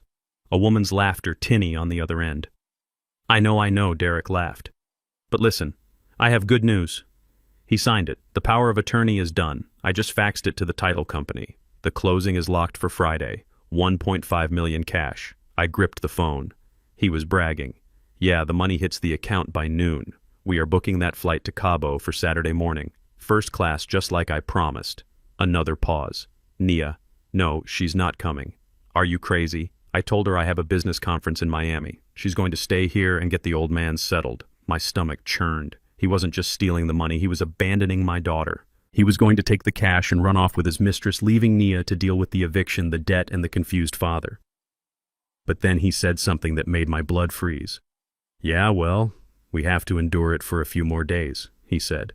"And don't worry about Caleb. Once the money clears, I'm putting him in that state facility off the highway, the one with the Medicaid beds." I showed him a brochure for a luxury place just to shut him up, but there is no way I'm wasting good money on a nursing home. He laughed again. It was a cruel, ugly sound. Besides, he continued, his voice dropping to a sneer. "I can't wait to get that old black man out of my house. The way he looks at me, like he's better than me. He smells like old soup and poverty. I've been waiting 5 years to kick him to the curb. Friday, baby. Friday we flush the toilet." I ripped the headphones off. My hands were shaking, but not from age. They were shaking from a violence I hadn't felt since I was a young man on the picket lines in Chicago. He was going to dump me in a state ward. He was going to leave Nia bankrupt. And he despised me not just because I was old, but because of who I was, because of my skin. Nia had called me the racist. She had screamed it in my face. But here was her husband, the man she defended, calling me old soup and poverty, calling for a flush. I looked at the recording on my phone. I hit save. I had the pill bottle. I had the bank records. And now I had his voice. I stood up and walked to the mirror. I looked at myself. I looked tired. I looked gray. But inside the fire was roaring. "Flush me," I whispered to my reflection. "No, Derek. You pulled the handle, but you forgot to check if the drain was clogged. And on Friday the water is going to rise."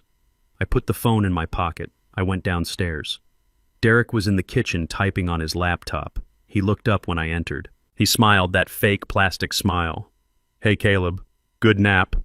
I smiled back. "It was the hardest thing I have ever done." "The best, Derek," I said. I dreamt about the future. He didn't know the future I was dreaming about involved him in an orange jumpsuit. I walked to the fridge. Just 2 more days, I thought. Just 2 more days and the flush begins. I was sitting in the kitchen peeling an orange with shaking hands when the phone rang. It wasn't the house line. It was my personal cell phone, the one Derek thought was too complicated for me to use. I checked the caller ID. It was Mrs. Higgins from First National Bank. I smiled. Mrs. Higgins had been my personal banker for 20 years. She knew my financial history better than she knew her own children's birthdays. She was a woman of precision, the kind of person who noticed if a decimal point was out of place by a millimeter. I answered, pitching my voice to sound frail. "Hello, Mr. Thorne," Mrs. Higgins asked. Her voice was tight professional, but laced with concern. "I am calling to verify a transaction that was just attempted at our downtown branch." I stopped peeling the orange. "Here it comes." "What kind of transaction?" I asked. "A gentleman named Derek Reynolds, claiming to be your son-in-law, presented a general durable power of attorney document," she said. "He attempted to close out your primary retirement CD and transfer the full balance, $450,000, into an account under the name Apex Consulting." I let out a gasp, a theatrical, horrified gasp. Derek wasn't wasting time. The ink was barely dry on the paper and he was already looting the vault. He did what I stammered. He tried to liquidate the account, Mr. Thorne, but I put a stop to it. Why, I asked, though I knew the answer. "Because of the signature, Caleb." She dropped the formal title. "I have been looking at your signature since 1995. I know how you loop your L's. I know how you cross your T's. The signature on this power of attorney. It is a mess. It slants backward. It looks forced. And legally, if there is any doubt about the competency of the signer or the authenticity of the mark, I have a fiduciary duty to freeze the assets until I can speak to you personally. I closed my eyes and let out a breath of relief. My broken, shaky, backward slanting signature had done exactly what it was supposed to do. It had triggered the algorithm. It had triggered Mrs. Higgins. Did you tell him that? I asked. I told him the document was flagged for review by our fraud department, she said. He was quite upset. He made a scene in the lobby. He threatened to sue the bank. But I told him that until you come in person with your ID and sign a verification form in front of a notary, that account is locked tighter than Fort Knox. Thank you, Mrs. Higgins, I whispered. You did the right thing. Caleb, are you okay? She asked, her voice dropping to a whisper. Do you need me to call the police? This sounds like elder abuse. No, I said quickly. Not yet. Just keep the account frozen. Don't let him take a dime. I will handle the rest. I hung up the phone. I put it back in my pocket. I went back to peeling my orange. The citrus smell filled the air sharp and clean. It was the smell of victory. But I knew the victory would be short-lived. Derek was coming, and he wasn't going to be happy. 10 minutes later, I heard the roar of his engine. He didn't park in the driveway. He skidded into it. The car door slammed with enough force to rattle the kitchen windows. I didn't move. I kept my head down, focusing on the white pith of the fruit. The back door flew open. Derek didn't walk in. He stormed in. He looked like a man possessed. His tie was crooked, his hair was disheveled, and his face was a mask of red, blotchy rage. You! He screamed. He threw his briefcase onto the table. It slid across the surface and knocked my plate of orange peels onto the floor. What the hell did you do? He roared. I looked up, making my eyes wide and confused. Derek, what is wrong? You are scaring me. Don't play dumb with me, old man, he yelled, stepping into my personal space. He smelled of nervous sweat and fear. I just came from the bank. They froze the account. They said your signature was invalid. They said it looked like a forgery. I blinked rapidly. A forgery. But I signed it right here. You saw me. You signed it like a toddler, he shouted. You did it on purpose, didn't you? You made it look shaky so they would reject it. You are trying to sabotage me. I shrank back in my chair. Derek, please. My hands, they shake. I told you I couldn't see the line. I did my best. Your best, he spat. Your best just cost us liquid capital that we need for the move. Do you know how embarrassing it is to be escorted out of a bank by security? Do you know who I am? I knew exactly who he was. A fraud, a failure, a man who stole from his wife's dying mother and was now trying to steal from her grieving father.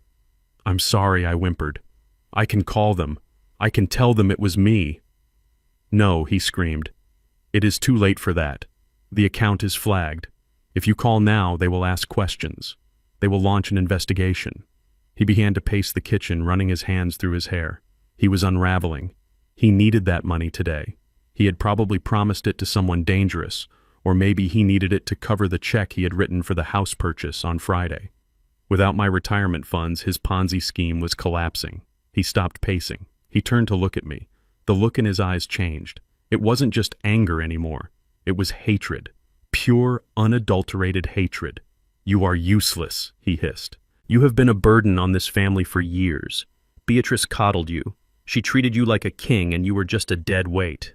And now you are actively destroying our future. He walked toward me. He raised his hand. It was a reflex. He was going to backhand me. He was going to strike a 71-year-old man sitting in his own kitchen. Nia was standing in the doorway. She had run down when she heard the yelling. She saw his hand go up. Derek, no, she screamed. But she didn't move to stop him. She just watched.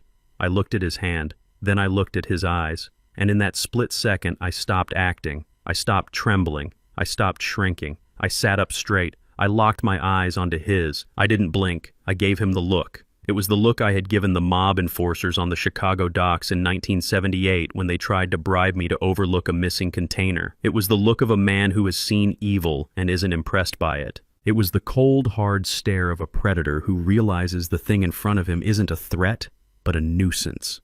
My eyes said, go ahead. Hit me. Put your hands on me, and watch what happens next. It was a gamble. If he hit me, I might not get up. But if I didn't show him the steel, he would kill me right there. Derek saw it. He saw the change. He saw the senile old man vanish, replaced by something dangerous. He froze. His hand hovered in the air, trembling. He looked confused. He looked scared. He took a step back, lowering his hand slowly. "What?" he whispered. "What are you looking at?" I didn't answer. I just held the gaze. I let the silence stretch until it was suffocating. Then just as quickly as I had dropped the mask, I put it back on. I blinked, slumped my shoulders, and looked away, letting my lip quiver. "Please don't hit me, Derek," I whispered. "I'm sorry about the signature." Derek blinked, shaking his head as if he were waking up from a dream. He looked at his hand, then at me. He couldn't process what he had just seen. He convinced himself it was a trick of the light.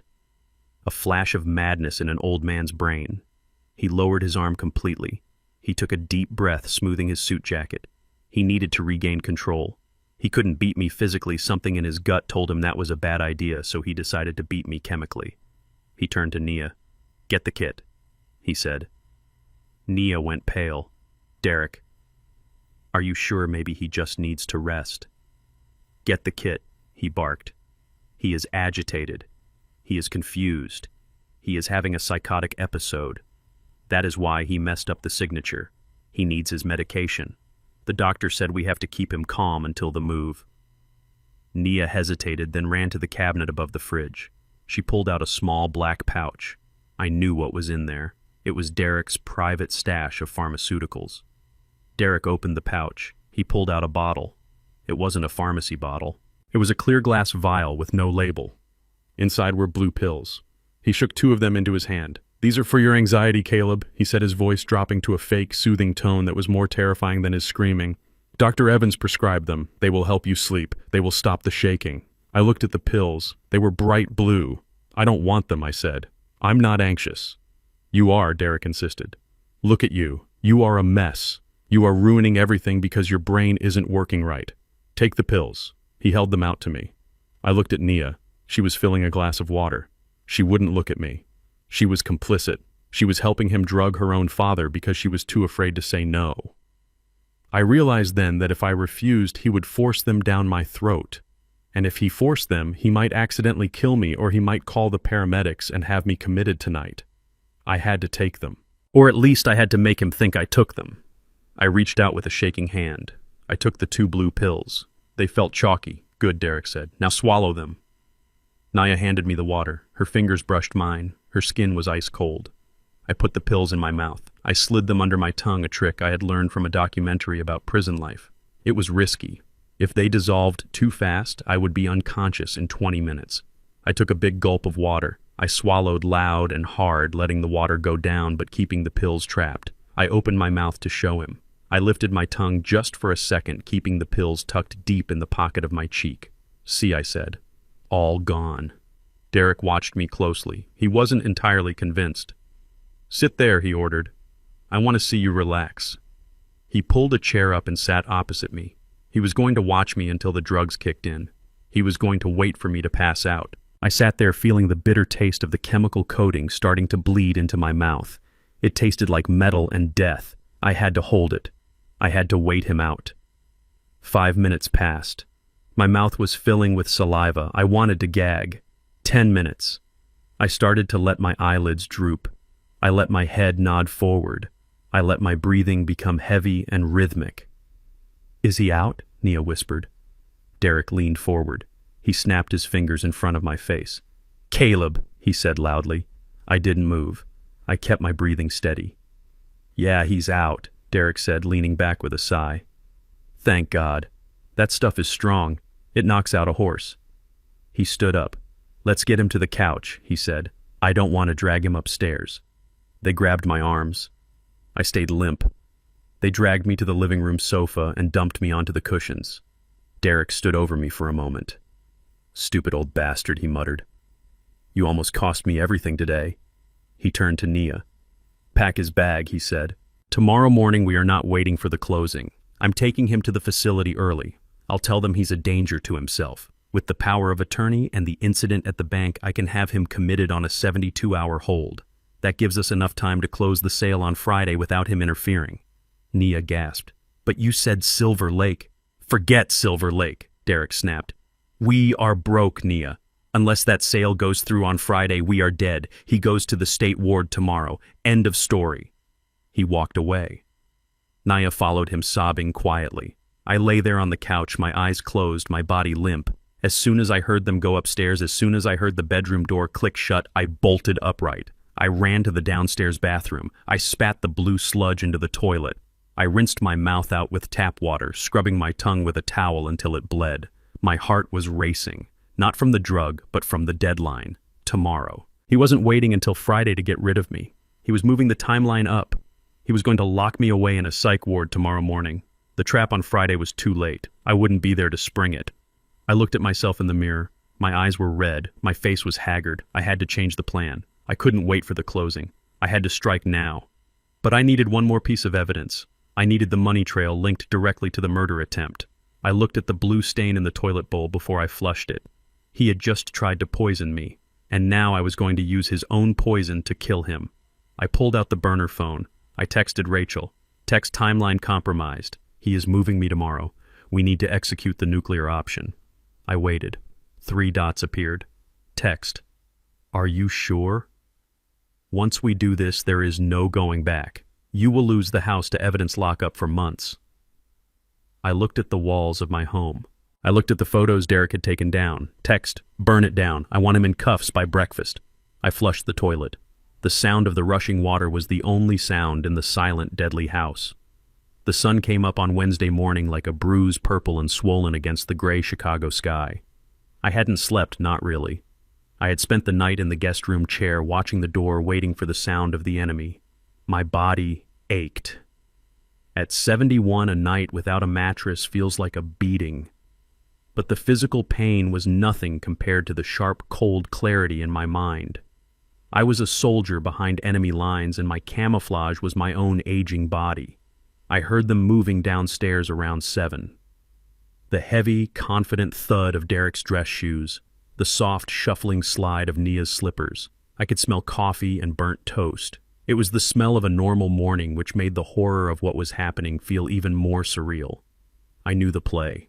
Derek wanted me compliant. He wanted me sedated so he could transport me to the state facility without a scene. He couldn't risk me screaming in the driveway. He couldn't risk the neighbors seeing Caleb Thorne, the man who used to organize the block parties, being dragged out in handcuffs or a straitjacket. So I had to give him what he wanted, but I had to do it on my terms. The door handle turned. I slumped in the chair, letting my head loll onto my chest. I let my mouth hang open slightly. I relaxed the muscles in my face until I felt the gravity pull my cheeks down. It was a mask I had practiced in the mirror for 10 minutes before they unlocked the door. The mask of the invalid, the mask of the end. Derek walked in first. He was holding a glass of water and the small glass vial of blue pills. Nia followed him, carrying a tray of oatmeal. She wouldn't look at me. "Rise and shine," Caleb Derek said. His voice was too loud, too cheerful. It was the voice you use for a child or a dog you were about to put down. I groaned. It was a wet, rattling sound deep in my throat. I blinked my eyes open slowly, focusing on his tie. I didn't look at his face. I let my gaze drift past him to the wall. Where am I? I slurred. I intentionally swallowed the consonants, making the words mushy. "You are home, Dad," Nia said softly, stepping forward. But she stopped when Derek put up a hand. "He is confused," Derek said to her. "It is the dementia. It is advancing faster than we thought. Look at him. He doesn't even know what day it is." He walked over to me. He crouched down, bringing his face level with mine. I could smell the peppermint mouthwash masking the stale coffee. "Time for your medicine, Caleb," he said. "Dr. Evans said you need to take this every morning to keep the shadows away." He shook 2 pills into his palm. They were the same bright blue poison from the night before. I looked at the pills. I knew what they were. They were heavy sedatives, probably antipsychotics meant for patients in violent episodes. If I took them, really took them, I wouldn't be able to think, let alone fight. I would be a passenger in my own body while he drove my life off a cliff. "I have to take it," I whispered, making my hand tremble as I reached out. "Yes," Derek said. "Open up." He didn't hand them to me this time. He didn't trust my shaking hands. He reached out to put them directly into my mouth. This was the dangerous part. I opened my mouth. I lifted my tongue. He dropped the pills in. They hit the floor of my mouth, bitter and chalky. "Drink," he commanded, holding the glass to my lips. I took a sip of water. I swished it around. Now usually you swallow. But I had spent 40 years in shipping yards and warehouses. I had seen men hide razor blades in their cheeks. I had seen men swallow diamonds and bring them back up. I used the water to float the pills. As I tilted my head back to feign swallowing, I used my tongue to slide them sideways, tucking them deep into the pocket between my lower gum and my cheek. It is a space most people forget exists. It is uncomfortable. The chemical coating started to burn the soft tissue immediately. I gulped the water down loudly. I coughed, sputtering a little water onto my shirt for effect. "Good boy," Derek said. He actually patted my cheek. He patted the very cheek where the pills were hidden. I flinched, terrified he would feel the lump. He didn't. He was too busy gloating. "Eat your oatmeal," he said. "We have a big day. We are going for a ride later." I nodded dumbly. I picked up the spoon with my left hand, my weak hand, and let it clatter against the bowl. I watched them leave the room. As soon as the latch clicked, I spit the blue sludge into the napkin on the tray. I shoved the napkin deep into the pocket of my robe. My mouth tasted like battery acid. I grabbed the water glass and rinsed, swallowing the water to clear the taste, praying I hadn't absorbed enough to dull my edge. I waited 20 minutes. Then I began the second act. I stood up. I made my legs heavy. I dragged my feet as I walked to the door. I banged on it weakly. "Nia," I moaned. "Nia, help." I heard running footsteps. The door opened. Nia stood there, her eyes red-rimmed. "Dad." "What is it?" I looked at her, but I looked through her. I reached out and grabbed her arm, my grip weak and clammy. "Where is Beatrice?" I asked. The words were slurry, thick. Beatrice said she was making pancakes. "Why is she late?" Nia put a hand over her mouth. A sob escaped her throat. "Dad, Mom is gone. Don't you remember?" I shook my head, letting my jaw hang slack. "No, she was just here. She was wearing the blue dress." I saw Nia crumble. To see her father, the man who had always been the rock, the man who could calculate tax codes in his head, reduced to a confused child asking for his dead wife, it was breaking her. She turned to Derek, who was standing in the hallway, checking his phone. "Derek, look at him," she cried. "He is getting worse. The medicine, maybe it is too strong. He is hallucinating." Derek didn't look up from his screen. "It is working exactly as it should, Nia. It is suppressing the agitation. If he sleeps, he doesn't suffer." "But he looks like a zombie," Nia protested, her voice rising in a rare moment of defiance. "We can't move him like this. If we take him to the facility today, they might reject him if his vitals are this low. They might call an ambulance." Derek looked up then. He narrowed his eyes. He looked at me swaying in the doorway. He calculated the risk. If he dragged a semi-comatose black man into a state facility, questions would be asked. He needed me compliant, not dead. He walked over and checked my pulse. I kept my breathing shallow. "He is fine," Derek said dismissively. "He is just metabolizing. But you might be right about the transport. If he throws up in my car, I'll be pissed." He sighed, frustrated. "Fine. We keep him here today. Let him sleep it off. We move him tomorrow morning before the closing. But keep the door locked. I don't want him wandering into my video conference." "Thank you," Nia whispered. She hugged me. I wanted to hug her back. I wanted to squeeze her and tell her to run. But I stood limp, letting my arms dangle like dead weights. "Put him back in the chair," Derek ordered. "And stop crying, Nia. This is the natural order of things. Old things break down. We are just managing the decline. Don't be so sentimental. It is weak." They guided me back to the chair. Nia draped a blanket over my legs. She kissed my forehead. Her lips were trembling. "I am sorry, Daddy," she whispered so low Derek couldn't hear. They left the room. They left. They didn't lock the door this time. They thought I was too drugged to turn the knob. I sat there for an hour listening to the house. I heard the cleaning crew arrive downstairs. I heard the vacuum cleaner. I heard the sound of my life being packed into boxes. Around noon, I heard Derek's voice. He was close. He was in the hallway right outside my door. He was pacing. I could hear the creak of the floorboards. He was on the phone. I stood up, moving silently on my socks. I pressed my ear to the wood of the door. No, listen to me, he was saying. His voice was hushed, urgent. The transfer needs to be split. Do not send the full amount to the Cayman account. It flags the IRS. Pause. Yes, I know. I have the power of attorney. The bank pushed back yesterday, but I threatened legal action. They will release the hold by Friday morning. I have the old man so doped up he doesn't know his own name. He will sign whatever verification form they put in front of him. I clenched my fists. He was going to drag me to the bank tomorrow. He was going to prop me up like a puppet. Yeah, Friday at 2 p.m. is the closing for the house, Derek continued. The buyers are wiring the cash. As soon as that hits, I am out. He laughed. It was a cold, ugly sound. No, I am not telling her. Are you kidding? If I tell Nia I am leaving, she will cling to my leg like a stray dog. I bought a one-way ticket to Sao Paulo. It leaves Friday night at 10 p.m. By the time she wakes up on Saturday, I will be drinking caipirinhas on a beach where extradition treaties don't exist. I felt the blood drain from my face. Sao Paulo. He wasn't just stealing the money. He was fleeing the country. And what about the old man? The person on the other end must have asked. Derek snorted. Who cares? I'm leaving the keys on the counter. The new owners can deal with them. By Saturday, the bank takes the house. The nursing home rejects the application because the check will bounce, and Nia and her daddy can live on the street. It is not my problem anymore. I gave them 5 years of my life. I am cashing out my equity. He walked away from the door, his voice fading down the hall. See you in Brazil, baby. Have the champagne on ice. I sank to the floor. The cold wood pressed against my cheek. He was going to leave my daughter homeless. He was going to leave her to face the police, the creditors, and the shame while he vanished into a tropical paradise with my life savings. He wasn't just a thief. He was a monster. But monsters make mistakes, and Derek had just made his biggest one. He thought I was asleep. He thought I was broken. He didn't know that the zombie in the guest room had just memorized his flight plan. I pulled the burner phone from under the cushion of the chair. I texted Rachel. He is running. Friday night, Brazil. We can't wait for the closing. If he gets on that plane, the money is gone forever. I waited. The response came back in seconds.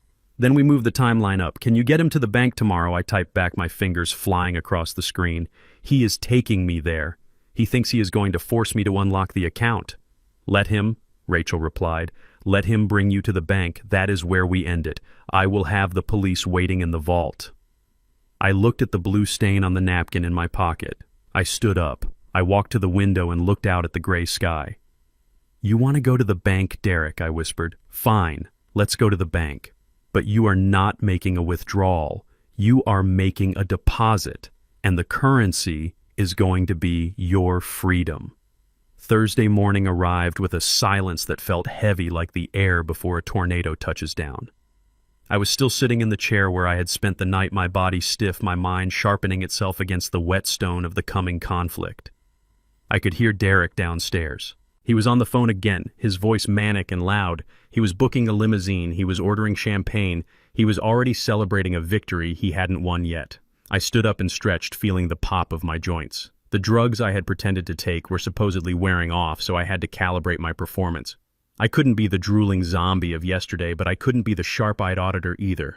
I had to be the defeated king ready to abdicate the throne. I walked to the mirror and adjusted my collar. I looked at the man staring back at me. I looked old.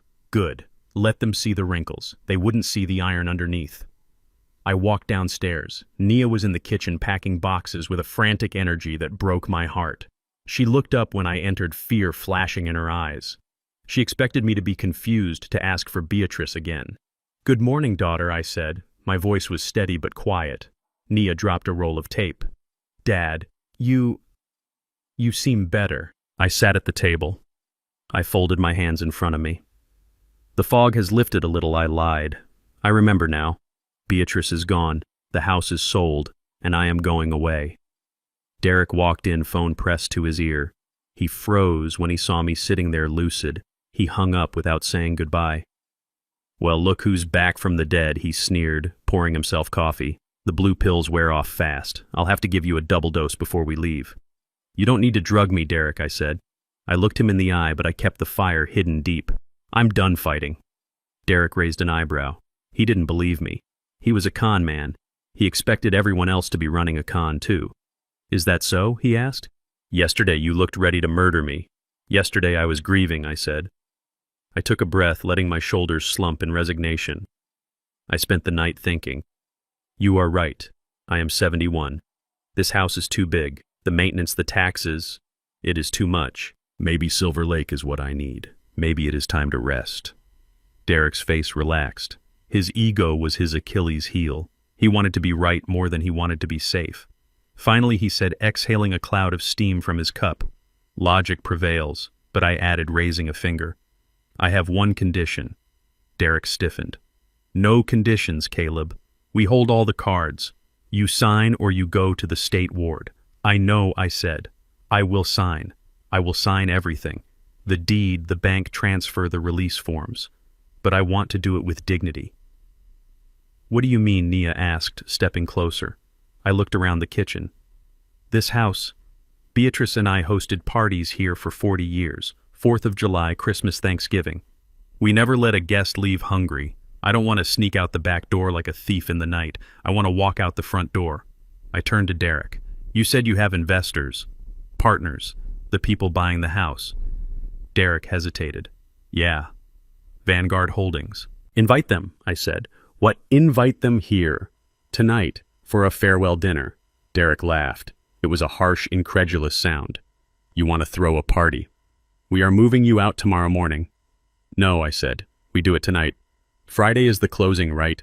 Why wait for a stuffy office? Bring the papers here. I will sign them in front of everyone. In front of your partners. In front of Naya. I will toast to your success, Derek. I will publicly hand over the keys. I will validate you. I saw the gears turning in his head. He was vain. He was desperate for validation. He had spent years feeling inferior to me, the man who built a life on honest work while he scrambled for shortcuts. The idea of me, Caleb Thorne, publicly bowing down to him, acknowledging him as the new patriarch, was intoxicating. Plus, if I signed in front of witnesses, his investors, it would make the fraud look legitimate. It would be his insurance policy if I ever tried to claim later that I was coerced. You want to toast me? Derek asked, a smirk playing on his lips. I want to acknowledge the winner, I said. You won, Derek. You got the house. You got the money. Let's drink the good scotch. Let's do this like gentlemen. Derek looked at Naya. She looked hopeful. She wanted peace. She wanted a nice family dinner, not a war. It would be nice, Derek, she whispered. A proper goodbye. Derek checked his watch. He was thinking about his flight to Brazil tomorrow night. A party tonight fit perfectly. He could get the signatures, get the keys, and leave for the airport with a hangover and a suitcase full of cash. Fine, he said. But keep it short. I'll call the guys from Vanguard. We'll order catering. 7:00 p.m. But Caleb. Yes. If you pull anything, if you so much as twitch the wrong way, I will have the orderlies here in 10 minutes to strap you to a gurney. Do you understand? I understand, I said. Good. Derek grabbed his keys. I have to go to the office to print the final contracts. Nia makes sure he takes a shower. He smells like Old Spice and despair. He walked out whistling. He thought he was conducting an orchestra. He didn't know he was digging his own grave. As soon as he was gone, I told Nia I needed to rest. I went to my room and pulled out the burner phone. My hands were shaking, not from age, but from adrenaline. I called Rachel. The plan is in motion, I said. 7:00 p.m. My house. He is bringing the accomplices. Are you sure? Rachel asked. This is dangerous, Caleb. If they realize it's a trap, that is why I need the net to be tight, I said. I need you here. And I need Henderson. Henderson is already parked down the street, Rachel said. He has been watching the house since 4 a.m. And Caleb, I spoke to the district attorney. Based on the wire fraud evidence and the pill analysis, we have a warrant. But we need him to initiate the transaction. We need him to hand you the pen. That is the moment of intent. He will hand it to me, I promised. He won't be able to resist. I hung up. Then I called Henderson. Bring the suit, I said. The suit. Henderson's voice rumbled like gravel. You are not just security tonight, my friend. You are the waiter. I want you inside the room when it goes down. I heard a low chuckle on the other end. I haven't worn a tie since my daughter's wedding. But for you, Caleb, I'll polish my shoes. There was one last thing I had to do, the hardest thing. I went downstairs. Naya was vacuuming the living room, trying to erase the last traces of our life. Nia, I said. She turned off the machine. Yes, Dad. Take me to the cemetery. She looked surprised. Now, but we have the party. Please, I said. I can't leave this city without saying goodbye to her. I can't sign that house away until I tell her why. Nia softened. The guilt was eating her alive, and granting this small request made her feel like less of a traitor. Okay, Dad, let's go. The drive to the cemetery was silent. The city of Chicago rolled past the window gray and gritty. We passed the steel mill where I worked for 20 years. We passed the park where I taught Nia to fly a kite. Every corner held a ghost. When we pulled up to the gates, the sky was threatening snow. The wind off the lake cut through my coat like a knife. Nia helped me out of the car. She offered me her arm, but I pulled away gently. I need to do this alone, I said. She nodded and stayed by the car, checking her phone, probably updating Derek. I walked up the small hill to the family plot. The grass was dead and brown.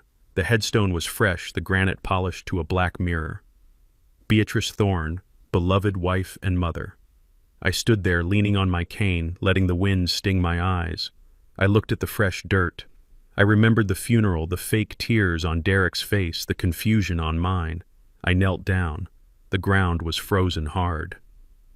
"Hello, B," I whispered. I reached into my pocket and pulled out the yellow pill bottle. I placed it on the gravestone. "I found it," I said. "You were right. You were right about everything. I'm sorry I didn't listen sooner. I'm sorry I was so busy mourning you that I almost let him destroy what you built." I touched the cold stone. "Tonight, B. Tonight we finish it. He thinks he is selling the house. He thinks he is winning. But he doesn't know about the trust. He doesn't know that you protected us." I looked back at Nia by the car. She looked so small, so lost. "I'm going to lose her, B," I said, my voice cracking. "When the police come, when the truth comes out, she is going to hate me. She is going to think I destroyed her life. But I have to do it. I have to break her heart to save her future." I wiped a tear from my cheek. It felt like ice. I stood up. I felt a strange warmth in my chest despite the cold. It felt like her hand on my shoulder. "Rest easy, my love," I said. "The auditor is on the job. The books will be balanced." I walked back to the car. Nia looked at me. "Did you say your goodbyes?" she asked. I looked at the cemetery gates as we drove away. "No," I said. "I didn't say goodbye. I made a promise." We drove back to the house. The catering van was already there. Derek's car pulled in right behind us. He jumped out holding a garment bag.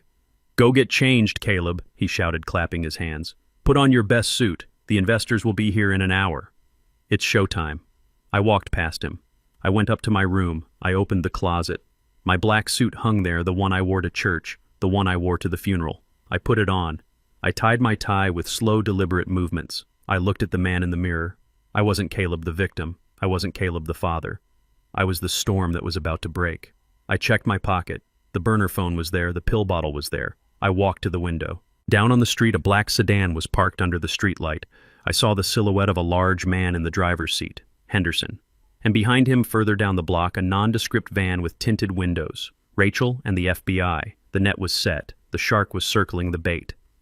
I took a deep breath. Let's have a party. The living room had been transformed.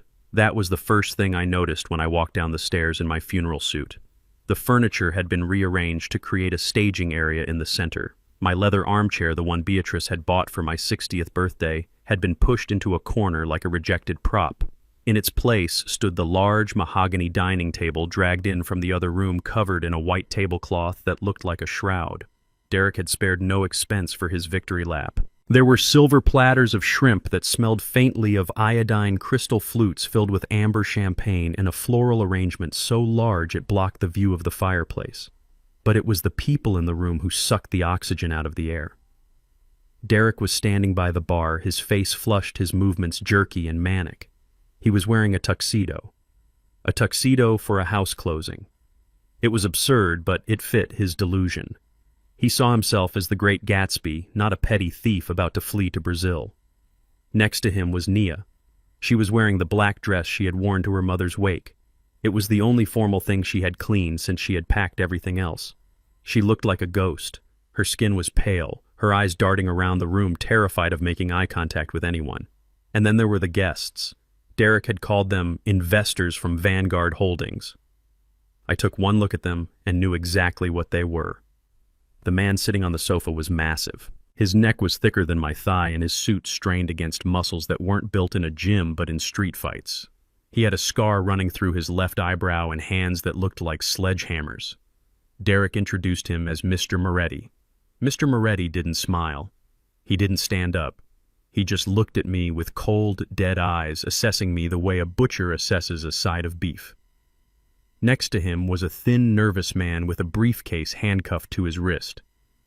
This was the lawyer Jenkins. He looked like he hadn't slept in a week. He kept wiping his palms on his trousers. This wasn't a corporate board meeting. This was a shakedown.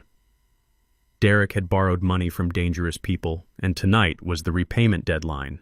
"Ah, the man of the hour," Derek shouted when he saw me. He raised his glass. "Everyone, this is Caleb, my father-in-law, the man who is making all this possible." Mr. Moretti grunted. He checked his watch. It was a gold Rolex, heavy and gaudy. "Let's get this over with," Reynolds Moretti rumbled. His voice sounded like rocks grinding together used to sound at the quarry. "I have a flight to catch." Of course, Derek said, rushing over to me. He grabbed my arm. His grip was bruising. "Come on, Caleb. Have a drink. Loosen up." He shoved a glass of champagne into my hand. I stared at the bubbles rising to the surface. I hate champagne. It gives me heartburn. Beatrice knew that. Derek knew that. "Drink," he hissed in my ear. "Don't embarrass me." I lifted the glass. My hand trembled. I let a little liquid spill onto my sleeve. "Cheers," I whispered. I took a sip. It was warm. Derek guided me to the head of the table. He pulled out a chair. "Sit here, Caleb. The seat of honor." I sat. The table was piled high with documents, contracts, disclosures, and right in the center, the deed, the fake deed. Mr. Jenkins, the nervous lawyer, opened his briefcase. He pulled out a pen. "Standard procedure, mister." Thorne Jenkins said, his voice high and reedy. "We just need you to sign the transfer of title, the bill of sale, and the irrevocable release of claims. Once you sign, the funds will be wired to Mr. Reynolds' account immediately." I looked at the papers. I looked at Moretti. He was leaning forward now, staring at the pen. He was the shark smelling blood in the water. But first Derek interrupted, clapping his hands. "A toast to new beginnings." He looked at me, his eyes wide and frantic. He was signaling me. "Do the speech. Play the part. Convince them." I stood up slowly. I leaned heavily on the table. I looked at Nia. She was crying silently, tears dripping into her champagne glass. I would like to say a few words," I said. My voice was raspy. I let a little spittle gather at the corner of my mouth. I wiped it away with a shaking hand. Moretti sighed loudly. He looked at Derek. "Is this necessary?"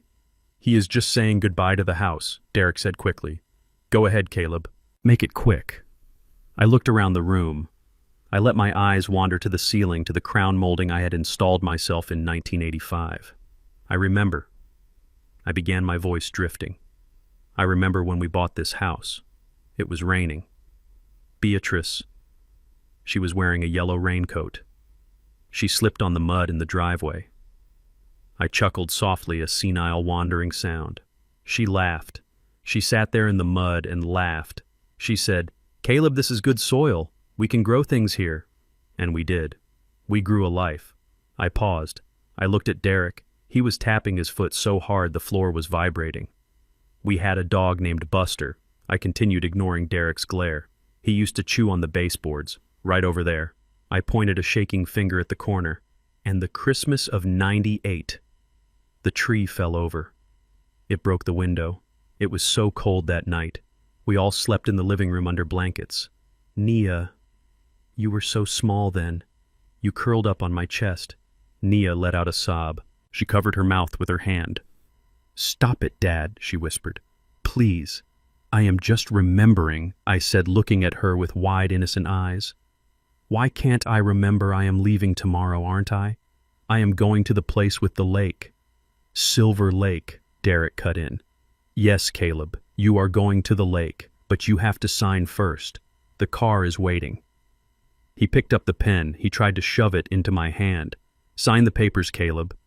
I didn't take the pen. Not yet. I looked at Moretti. "You are buying my house?" I asked him. Moretti narrowed his eyes. "Yeah, I'm buying it." It has a leak in the basement, I said confidentially. When it rains hard, the east wall weeps. You should check the sump pump. Beatrice always worried about the sump pump. Moretti looked at Derek. The look could have peeled paint. You said the inspection was clean, Moretti growled. It is, Derek squeaked. He is confused. He doesn't know what he is talking about. The basement is dry as a bone. Caleb signed the damn paper. Derek jammed the pen into my hand. He squeezed my fingers around it. Sign it, now, or so help me God. He didn't finish the threat. He couldn't. Not in front of the investors. I held the pen. I looked at the signature line. Caleb Washington Thorne. It was the end. The final curtain. The room was silent. I could hear the clock ticking on the mantel. I could hear Derek's heavy breathing. I could hear the rustle of Jenkins' cheap suit. I lowered the pen to the paper. But then I stopped. I looked up. I looked Derek straight in the eye. And for the first time in 3 days, I let the mask slip. I didn't look confused. I didn't look old. I looked at him with the cold, hard clarity of an executioner. Derek flinched. He saw it. He saw the shift. What? He whispered. I sat back in the chair. I placed the pen gently on the table. Actually, I said my voice strong, deep, and steady. My voice. The voice that had commanded audit rooms. Before I sign, I want to give my son-in-law a gift. A gift, Derek stammered. He looked around, panicked. We don't have time for gifts. I reached into the inside pocket of my jacket. Moretti's hand went to his waistband. He thought I was reaching for a gun. I wasn't. I pulled out a thick white envelope. I placed it on the table right on top of the deed. I leaned forward. Open it, Derek, I said. It is the only inheritance you are ever going to get from me. Derek stared at the envelope. He looked at me. He looked at Moretti. What is this? He asked, his voice trembling. It is the truth, I said. Open it. The white envelope sat on the table between the deed and the bottle of champagne. It was thick, heavy, and sealed with a level of precision that stood in stark contrast to the chaotic energy radiating from Derek. The room was so quiet I could hear the carbonation fizzing in the crystal glasses. Derek stared at the envelope. He blinked, his brain struggling to switch gears from his manufactured victory to the sudden unscripted variable. What is this? Derek asked, his voice cracking slightly. He tried to laugh, but it came out as a nervous wheeze. A goodbye card. A check for your stay at Silver Lake. That is very sweet. Caleb, really. But we are on a schedule. He reached for the envelope. His hand was sweaty. I placed my hand over it. My grip was firm. My skin looked dark and weathered against the stark white paper, but there was no tremor. The shaking was gone. The old man was gone. It is not a check, Derek, I said. My voice was low, resonant, filling the room without shouting. And it is not a card, it is a balance sheet. Derek froze. He looked at my hand, then up at my face. He saw the eyes of the man who had stared down union bosses and mafia enforcers. He saw the auditor.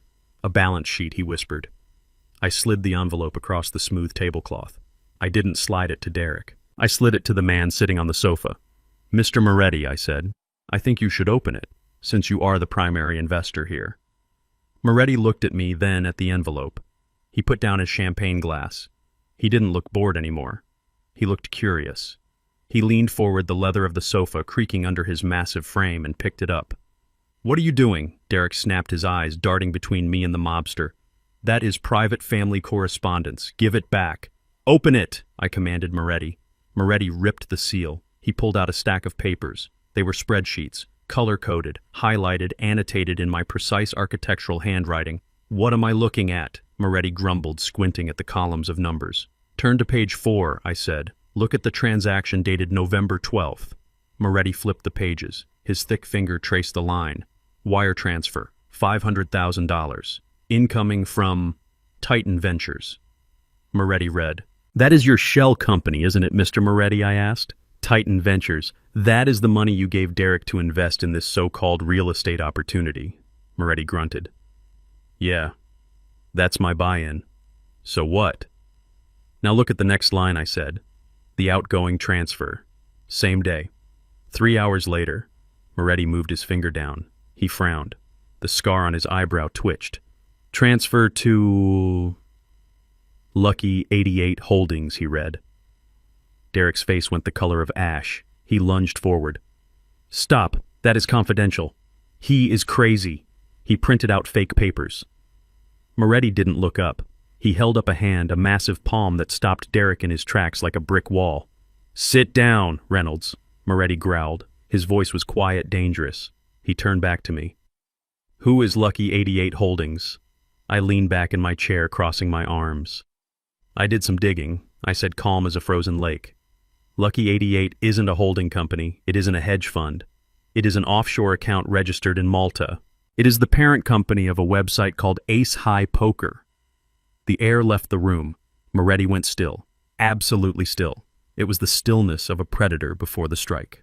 "Poker," Moretti whispered. "Online high-stakes gambling," I clarified. "Derek didn't invest your money in commercial real estate. He didn't put it into the market.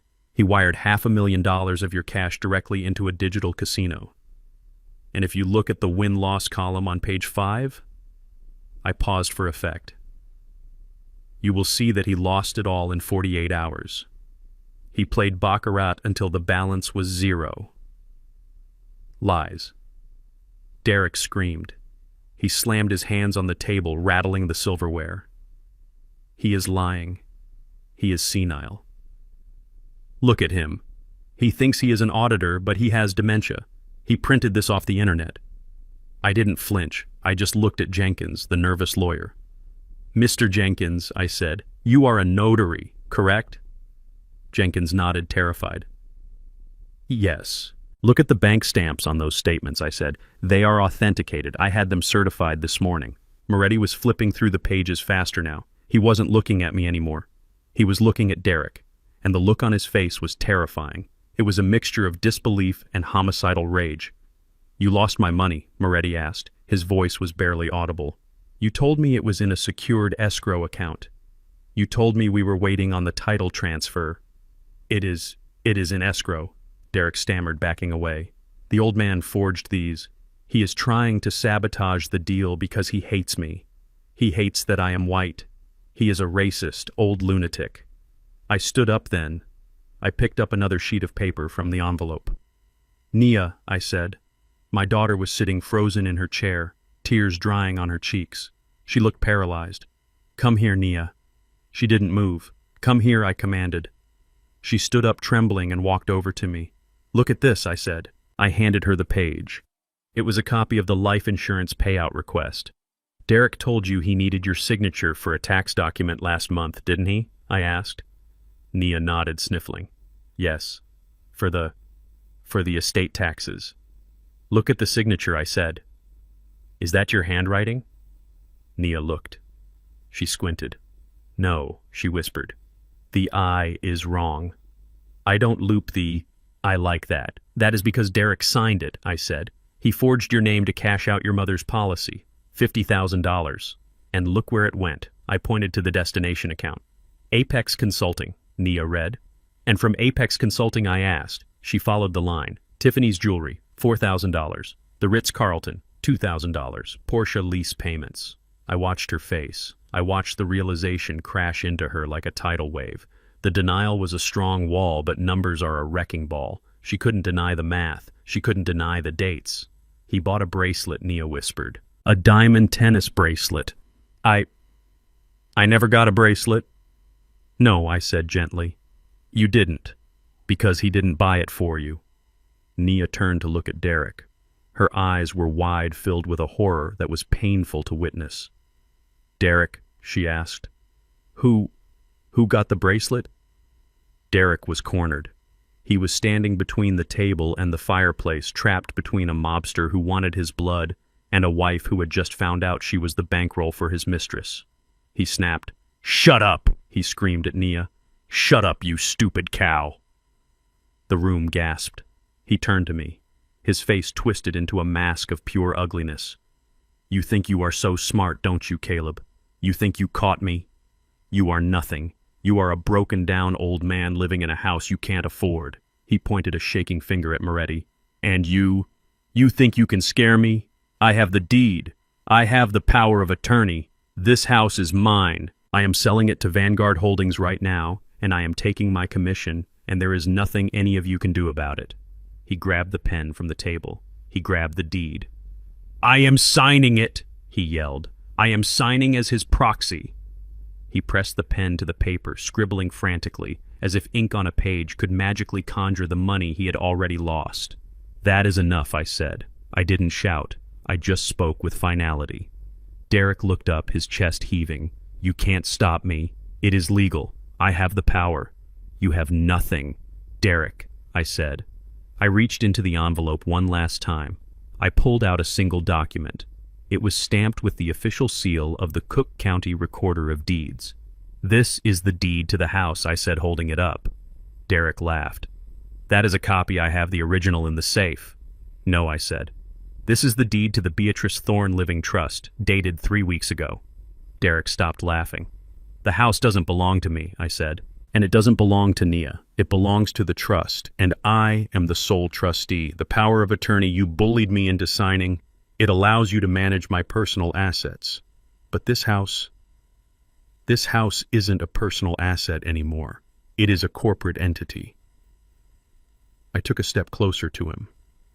"Which means, Derek, that you are trying to sell property you don't own. And since you just accepted a wire transfer deposit from Mr. Moretti based on that fraudulent sale," I looked at Moretti. "That is wire fraud. That is theft by deception.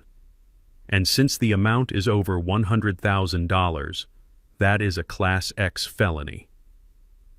Derek dropped the pen. It rolled across the table and fell onto the floor with a soft click. He looked at the deed in my hand. He looked at the balance sheet in Moretti's hand. The walls were closing in. The reality of his situation was finally penetrating his narcissism. He wasn't going to Brazil.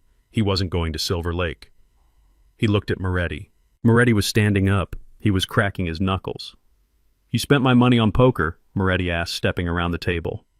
Derek backed up until he hit the fireplace mantel. "No. Wait. It is a mistake. The old man, he cooked the books. He is setting me up." Moretti didn't stop. "I am going to peel you like an orange," Moretti said. Derek shrieked. It was a high, pathetic sound. He looked around for an exit. The front door was blocked by Moretti. The kitchen door was blocked by me. He did the only thing a coward could do. He lunged at me. He grabbed the heavy crystal champagne bottle from the table and swung it at my head. "You ruined everything," he screamed. "Die, you old bastard," Nia screamed. I didn't move fast enough. I raised my cane, but I was 71. He was 40 and fueled by desperation. The bottle shattered against my raised arm. Pain exploded in my shoulder. I fell back against the table, the document sliding to the floor. Derek raised the jagged neck of the bottle. He was going to finish it. He was going to kill me right there in the living room. "Police!" The shout came from everywhere at once. The front door burst open. The kitchen door burst open. Men in tactical gear poured into the room. Red laser dots danced across Derek's chest. "Drop the weapon! Drop it now!" Derek froze the broken bottle, hovering inches from my face. He looked at the door. He saw Henderson standing there holding a shotgun, looking like the angel of death, and behind him Rachel and a dozen FBI agents. He looked at me. I was clutching my bleeding arm, but I was smiling. "I told you, Derek." I whispered loud enough only for him to hear. "I am the auditor, and your account is closed." The room was silent, but it was the kind of silence you hear right before a dam bursts. The air pressure dropped. The smell of expensive cologne was replaced by the sour, metallic tang of fear. Derek was staring at the balance sheet. Moretti was holding the paper that proved he had gambled away the mobster's money. He was breathing hard, his chest heaving like a trapped animal. But he still had one card left to play, or at least he thought he did. He pointed a shaking finger at the deed lying on the table, the one he had tried to force me to sign. "It does not matter," Derek stammered, his voice rising an octave. "It does not matter what the bank records say. I have the asset. I have the house. This property is worth $2 million. It covers the debt. It covers everything. Mr. Moretti, the moment Caleb signs this, the title is yours. You can flip it next week. You make your money back plus profit. We are still good." He looked at me, his eyes wide and desperate. "Sign it, Caleb," he hissed. "Sign it and save your daughter's life." I looked at him. I looked at the pen lying on the table. And then I reached into the envelope again. There was one last document inside. The document Rachel had prepared. The document Beatrice had died to protect. I pulled it out. It was a thick, blue-bound file with a gold seal stamped on the front. I didn't hand it to Derek. I didn't hand it to Moretti. I tossed it into the center of the table. It landed with a heavy final thud that sounded like a gavel striking a block. "I am not signing anything, Derek," I said. My voice was calm. It was the voice of a man who has checked the math and knows the equation is perfect. "Because that paper you are trying to force me to sign, it is worthless. It is toilet paper." Derek laughed. It was a high, jagged sound. "You are bluffing. That is the deed. I took it from the safe myself." "You took a deed from 1990. I corrected him. "You took a piece of history. But you didn't check the county records, did you? You were too busy gambling online. You were too busy buying tennis bracelets for your mistress. You forgot the first rule of real estate. Always check the title." I leaned forward, resting my hands on the table. "The house does not belong to Caleb Thorne," I said, "and it certainly does not belong to you." 3 weeks before she died, Beatrice transferred the property. Transferred it to who? Derek screamed. "To the Beatrice Thorne Living Trust," I said. The words hung in the air. Derek blinked. "The trust." I nodded. "It is an irrevocable trust, Derek. Do you know what that means?" "It means the asset is locked. It means it cannot be sold, transferred, or used as collateral without the express written consent of the sole trustee." "And who is the trustee?" Derek whispered. I tapped my chest. "Me," I said.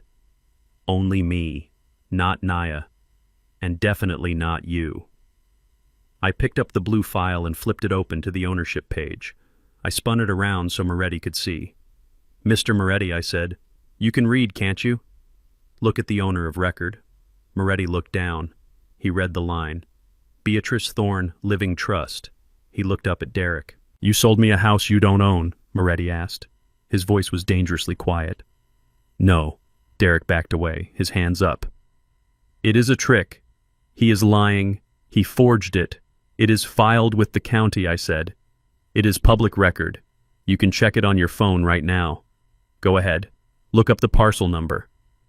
Moretti didn't check his phone. He didn't need to. He saw the truth in Derek's eyes. He saw the panic. He saw the realization that the safety net had just been set on fire. Derek turned to Nia. "Naya, tell him we own this house. Tell him your mother wouldn't do this." Nia was standing by the fireplace. She was shaking. She looked from me to Derek and then to the terrifying man sitting on her sofa. She had just learned about the mistress. She had just learned about the theft. And now she was learning that her husband had committed the ultimate fraud. "He scammed them," Nia whispered. The realization hit her voice like a physical blow. "You scammed them, Derek. You took their money, and you tried to sell them a house that isn't yours. It was mine." Derek shouted at her. "It was supposed to be mine. She cheated me. Your mother cheated me from the grave." "He cheated you," I asked coldly. "You stole her medicine, Derek. You stole her life savings, and now you are mad because she didn't let you steal her home too." Moretti stood up. The movement was slow, tectonic. The leather sofa groaned as his weight shifted. He stood a full head taller than Derek. He adjusted the cuffs of his expensive suit. "Let me get this straight," Moretti said. He walked around the table. He didn't look at me. He didn't look at Nia. His eyes were locked on Derek. "You took $500,000 of my organization's money. You lost it playing online poker. And then to cover your tracks, you fabricated a sale of a property that belongs to a trust." Derek hit the wall. There was nowhere left to run. "Mr. Moretti, please," Derek begged. "I can fix it. I have other assets. I have—" "You have nothing," Moretti said. "You don't have the money. You don't have the house. You have wasted my time, and you have insulted my intelligence." Moretti reached into his jacket. Nia screamed. It was a sharp, piercing sound that shattered the tension. Her eyes rolled back in her head. Her knees gave way. She crumpled to the floor in a heap of black fabric. "Nia," I shouted. I started to move toward her, but Moretti's hand came up. He wasn't holding a gun. Not yet. He snapped his fingers. The two men standing by the front door, the ones I had thought were catering staff, stepped forward. They reached under their jackets. The glint of steel was unmistakable. They weren't waiters. They were soldiers. "Lock it down," Moretti ordered. "Nobody leaves." The men moved to block the exits. One stood in front of the main door. The other moved to the kitchen entrance. Derek looked at the men. He looked at his wife, unconscious on the floor. He looked at me. "You did this!" he screamed at me, spit flying from his mouth. "You killed us! You crazy old man! You called down the thunder on all of us!" Do you know who these people are? They are going to kill us and bury us in the basement. I looked at Moretti. Let my daughter go, I said. She had nothing to do with this. She didn't know. Moretti laughed. It was a dry, humorless bark. She signed the checks, didn't she? She is his wife. She is part of the package. You don't get to pick and choose who pays the bill, old man. When you dance with the devil, the whole family burns. He turned back to Derek. You have 24 hours, Moretti said, to get me my money, plus interest. I don't have it, Derek sobbed. I told you the accounts are frozen. Then start selling parts, Moretti said. Kidneys, liver, I don't care. He took a step closer to Derek. Or maybe Moretti said, his voice dropping to a whisper. Maybe I just take the house anyway. Maybe I burn it down with you inside it to collect the insurance. That might cover the principal. Derek's legs gave out. He slid down the wall, weeping. I looked at Nia on the floor. Her breathing was shallow. She was out cold. I looked at the men blocking the doors. I looked at Moretti, a mountain of violence standing in my living room. I had anticipated the anger. I had anticipated the threats. But I had underestimated the speed of the escalation. I had trapped the rat, but I had locked myself in the cage with the tiger. But I wasn't afraid. Because Moretti didn't know about the text message I had sent 5 minutes ago. He didn't know about the van down the street. I picked up the champagne bottle Derek had poured for me. I held it by the neck. Mr. Moretti, I said. He turned to look at me, annoyed. Sit down, old man, before you get hurt. I am not the one who is going to get hurt, I said. I took a sip of the champagne. I swallowed it. It still tasted terrible. You are trespassing, I said. Moretti looked at me like I was insane. Trespassing? I am about to own this place. I shook my head. No. You are standing on private property owned by the Beatrice Thorne Living Trust. And as the trustee, I am asking you to leave. Moretti smiled. A cruel, ugly smile. Make me. I looked at the clock on the mantel. It was 7:29. I don't have to, I said. Boom. The sound wasn't a gunshot. It was the front door exploding inward. The wood splintered. The heavy oak frame I had sanded and stained myself shattered into 1,000 pieces. The man guarding the door was thrown backward by the force of the battering ram. He landed on the coffee table glass, shattering everywhere. Flashbangs rolled into the room. White light. Deafening noise. Screams. I closed my eyes and covered my ears. I knew it was coming. I had planned it, but the violence of the rescue was still terrifying. Police. Get down. Get on the ground. The room filled with smoke and shouting. Armored figures swarmed through the smoke like angry hornets. I opened my eyes. I saw Derek curled into a ball, screaming. I saw Moretti trying to reach for his weapon, but 3 red laser dots appeared on his chest. He froze, raising his hand slowly.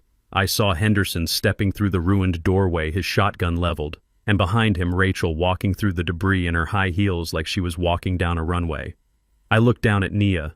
She was still unconscious, mercifully spared the chaos. I sat back in my chair. I took another sip of champagne. The house didn't exist for them, but the jail cells definitely did. I looked at Derek shivering on the floor in his tuxedo. Happy closing day, Derek, I whispered. The sound of a flashbang grenade is not something you ever get used to. It is a concussive thump that hits you in the chest like a sledgehammer followed by a ringing in your ears that drowns out the world. For a few seconds, my living room was a chaotic blur of white smoke, shouting voices, and the heavy rhythmic stomping of combat boots. I sat perfectly still in my chair, clutching the stem of the champagne glass, watching the destruction of my son-in-law's fantasy world with a sense of cold, detached satisfaction. Police. Nobody move hands where I can see them. The commands were barked with military precision. Through the haze, I saw the tactical team swarm the room. They moved like a single organism, a wave of black armor and leveled rifles. Derek was the first to go down. He had been holding the broken bottle like a weapon, and that was a mistake. 2 officers hit him from the side, tackling him with enough force to knock the wind out of him. I heard the crack of his ribs hitting the hardwood floor, followed by a pathetic, high-pitched wheeze. The bottle skittered across the floor, spinning through the shards of the shattered front door. Moretti was smarter. He was a professional. As soon as the door blew, he knew the game was over. He didn't reach for his gun. He didn't fight. He just dropped to his knees, interlaced his fingers behind his head, and stared at the floor. He knew the drill.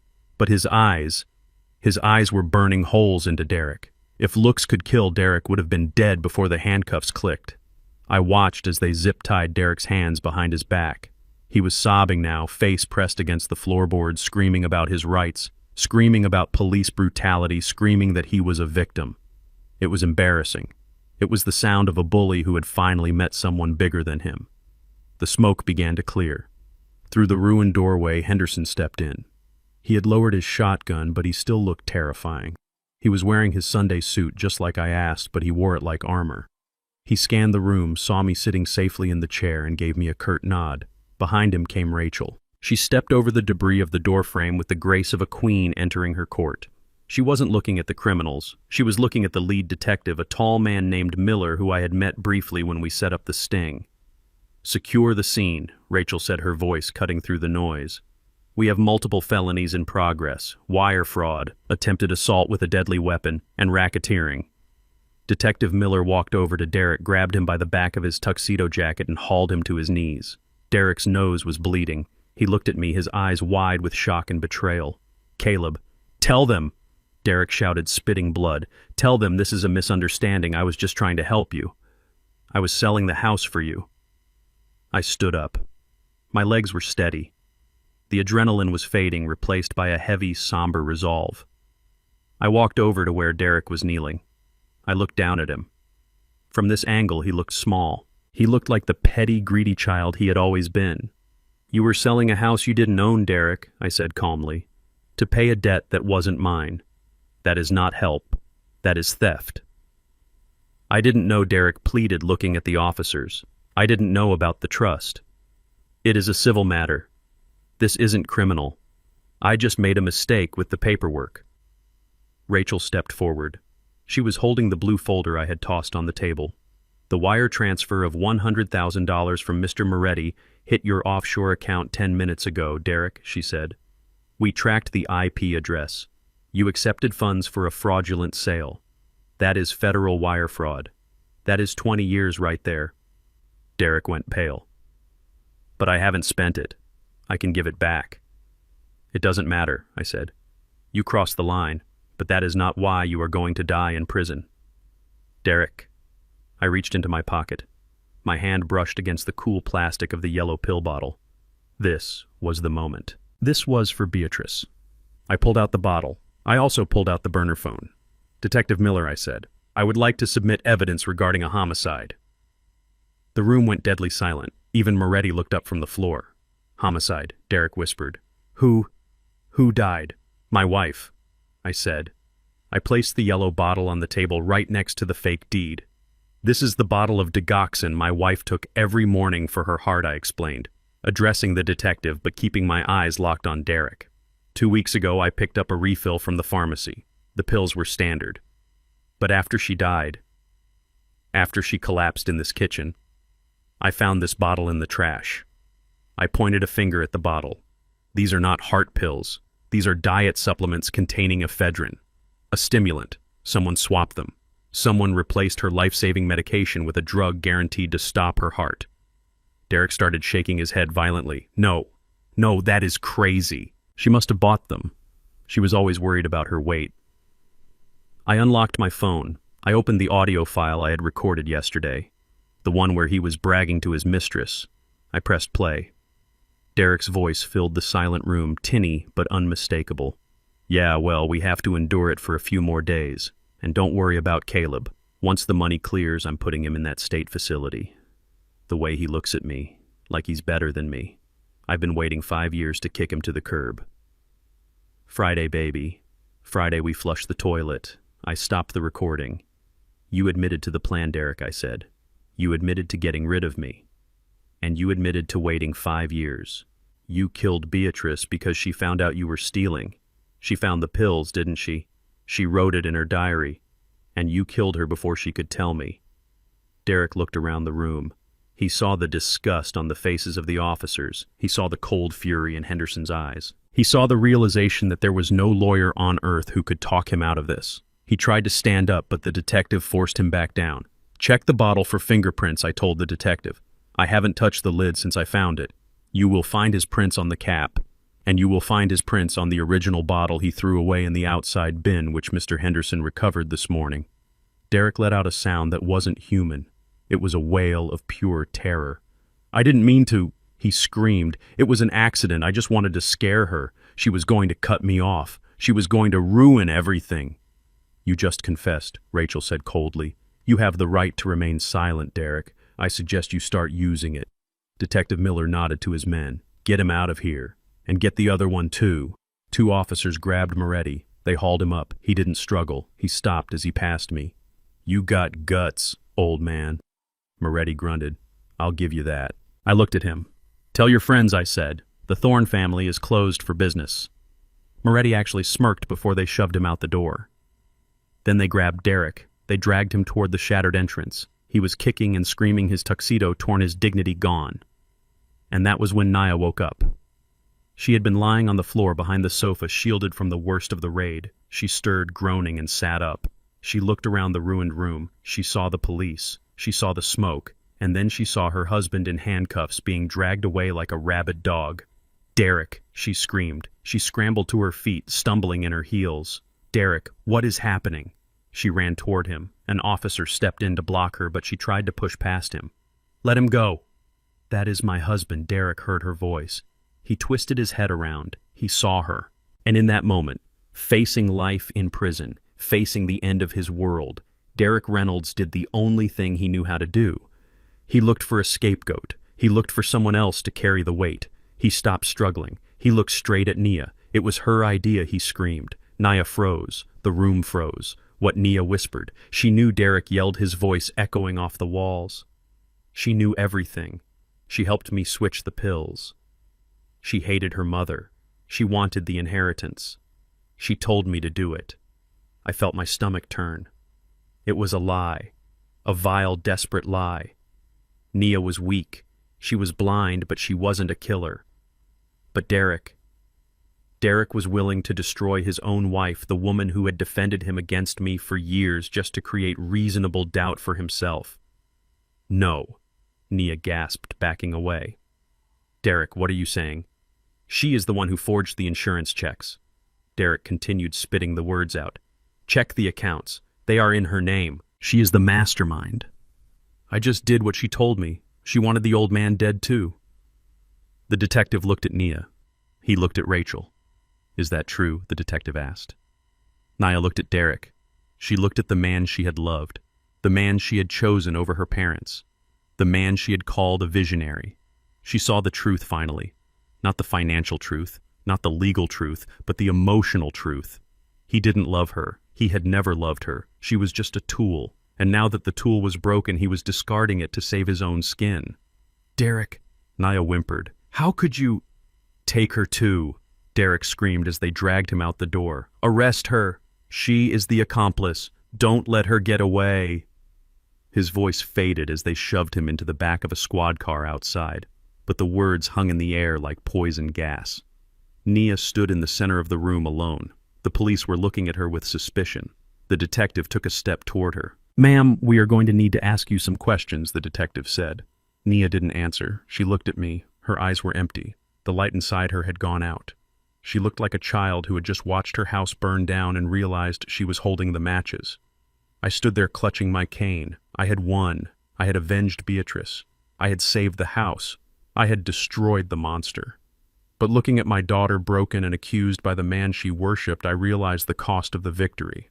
I walked toward her, but I didn't know if I was walking toward her to save her or if she was already too far gone to be reached. The coffee at the precinct tasted like burnt rubber and regret. I sat on a hard plastic bench in the waiting area, my hands resting on the head of my cane, watching the chaos of the station swirl around me. Officers were booking Derek. I could hear his voice from the holding cell down the hall. He was still screaming, still blaming everyone but himself. His voice cracking with the desperate, high-pitched panic of a man who knows the walls are closing in. But I wasn't listening to him.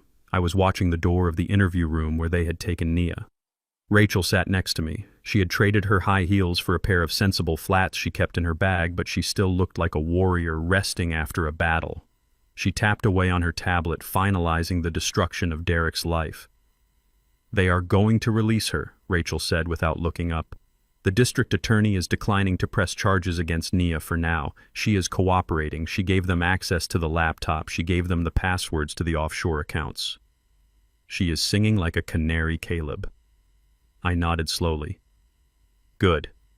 It doesn't mean she is innocent, Rachel added softly, finally turning to look at me.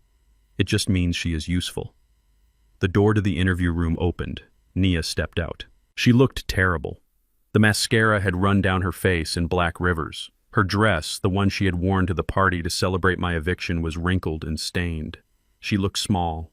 She looked like the little girl who used to scrape her knee on the playground and come running to me for a bandage. She saw me sitting on the bench. Her face crumpled. "Daddy," she sobbed. She ran toward me. She opened her arms expecting the embrace. She expected the safety net. She expected the father who had always caught her, always fixed it, always paid the bill. I didn't stand up. I didn't open my arms. I kept my hands on my cane. I sat like a statue carved from black granite. Nia stopped a foot away from me. She hovered there, confused, her arms falling to her sides. "Daddy," she whispered, "I am so sorry. I didn't know. You have to believe me. I didn't know about the murder. I didn't know he switched the pills." I looked at her. I looked at my only child. And I felt a cold wind blowing through the hole in my heart where my love for her used to be. "Sit down, Nia," I said. My voice wasn't angry. It was flat. It was the voice of a judge delivering a verdict.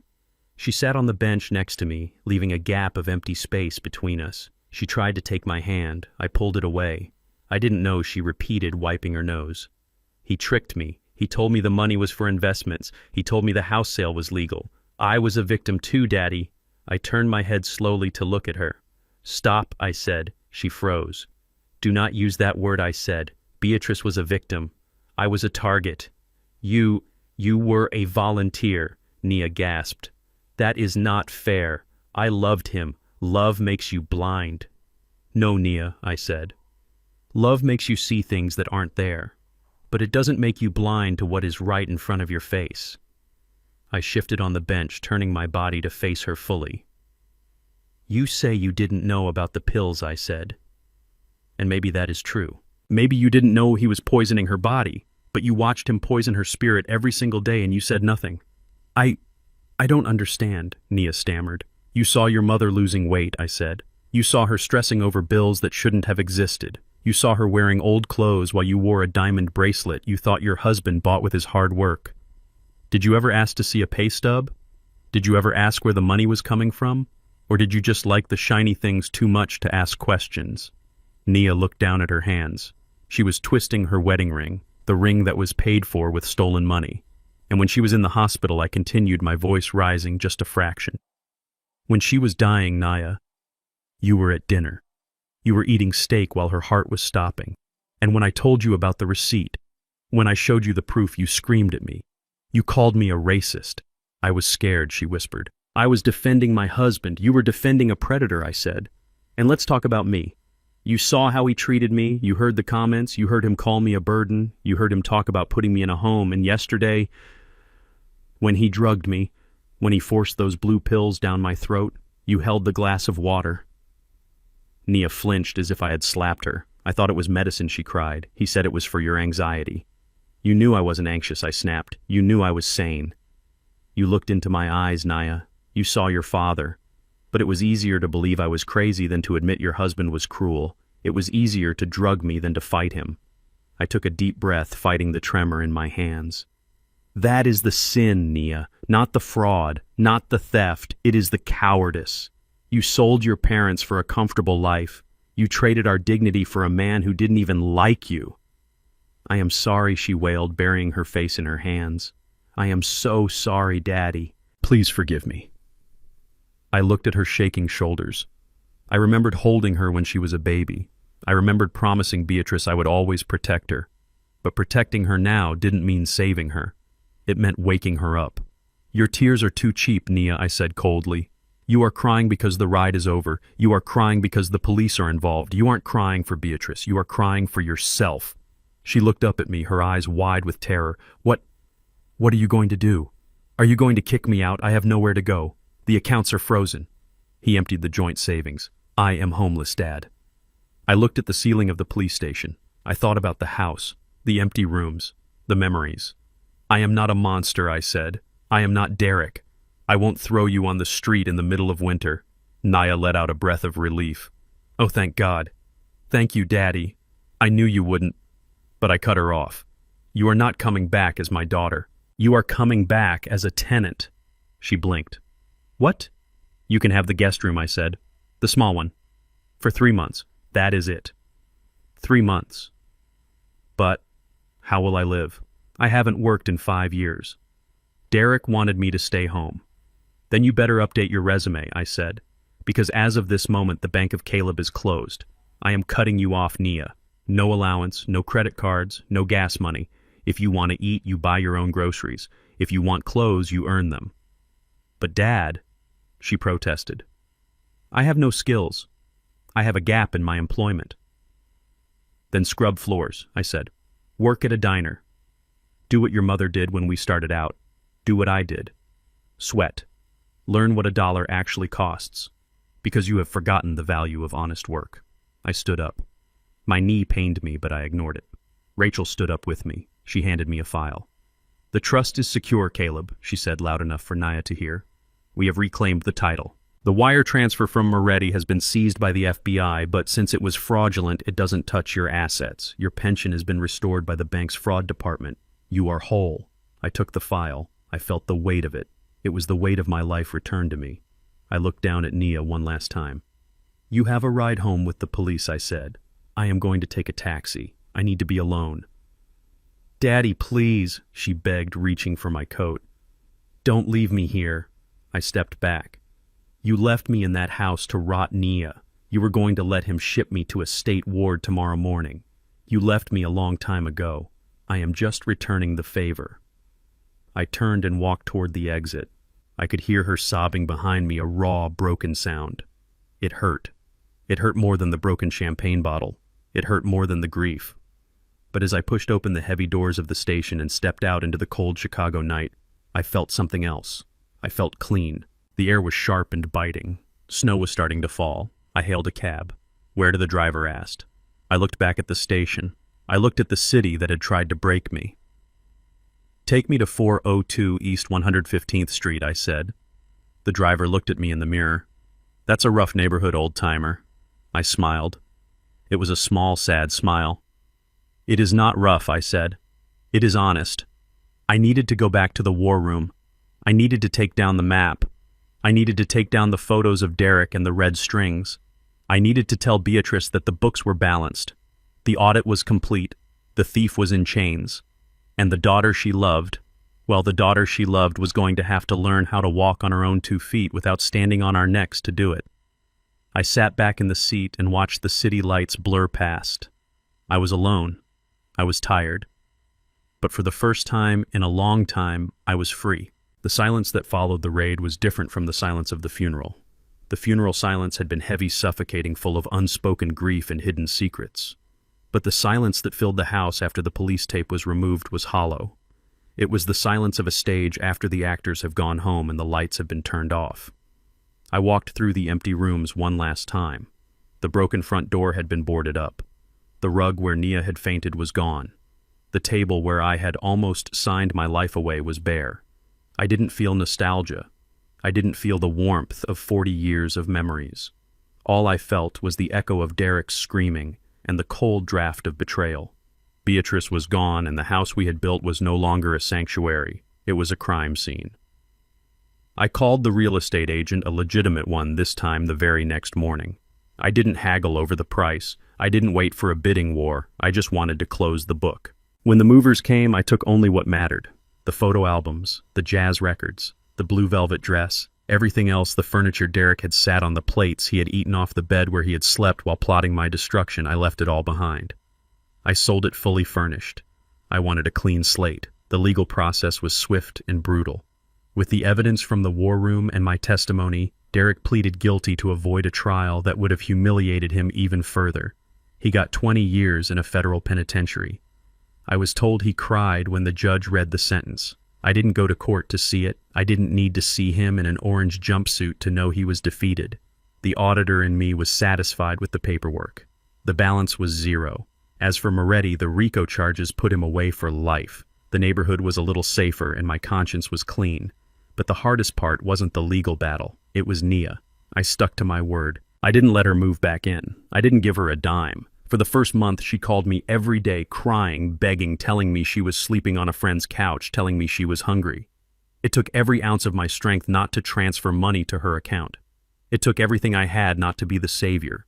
But I knew that if I saved her now, I would lose her forever. She had to learn that survival isn't a gift. It is a skill. Last week, I drove past a small diner on the south side. I parked across the street and watched. Through the window, I saw a woman in a blue uniform, her hair tied back in a hairnet, wiping down a counter. She looked tired. Her feet were probably killing her. She wasn't wearing diamonds. She wasn't driving a luxury car. But when she poured coffee for a customer, she smiled. It was a real smile, not the nervous, please don't hurt me smile she had worn for 5 years with Derek. It was Naya. She was working double shifts. She was renting a studio apartment the size of a closet. She was struggling. And for the first time in a decade, I was proud of her.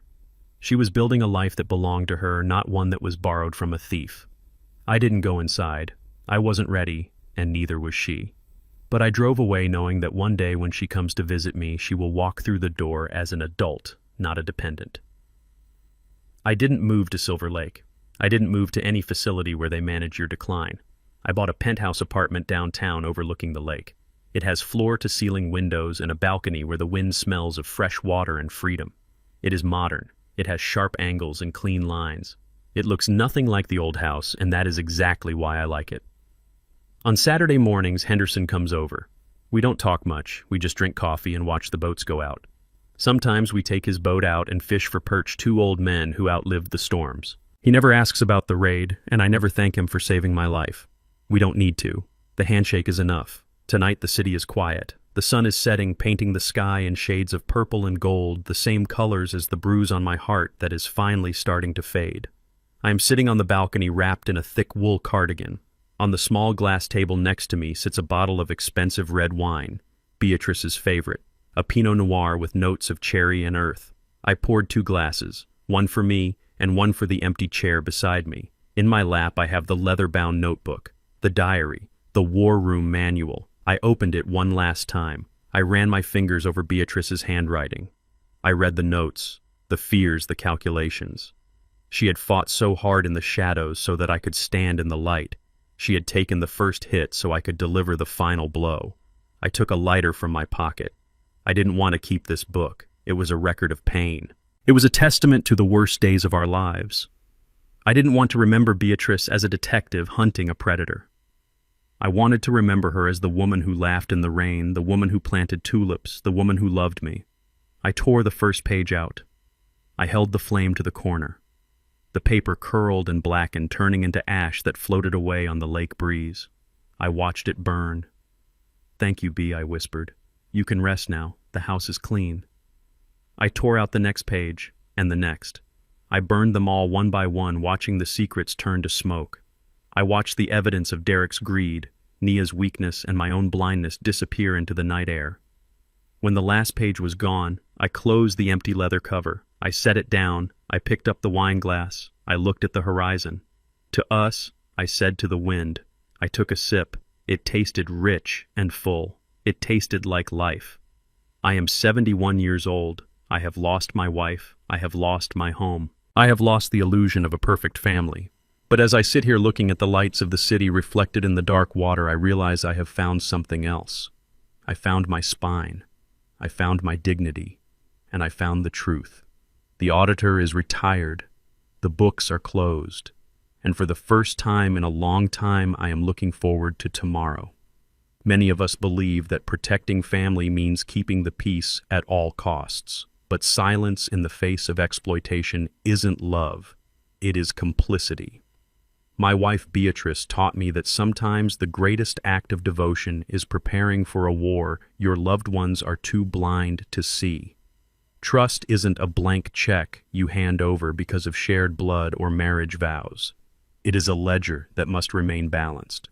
When you hand over the keys to your life, make sure you are the only one who holds the master lock. Protect your dignity first. Everything else is negotiable. If you enjoyed this story and support the idea that it is never too late to fight for what is yours, please hit that like button and subscribe to the channel. Have you ever had to make a tough decision to protect your financial future from a family member? Let me know in the comments below. I read every single one. Stay strong, and I will see you in the next story.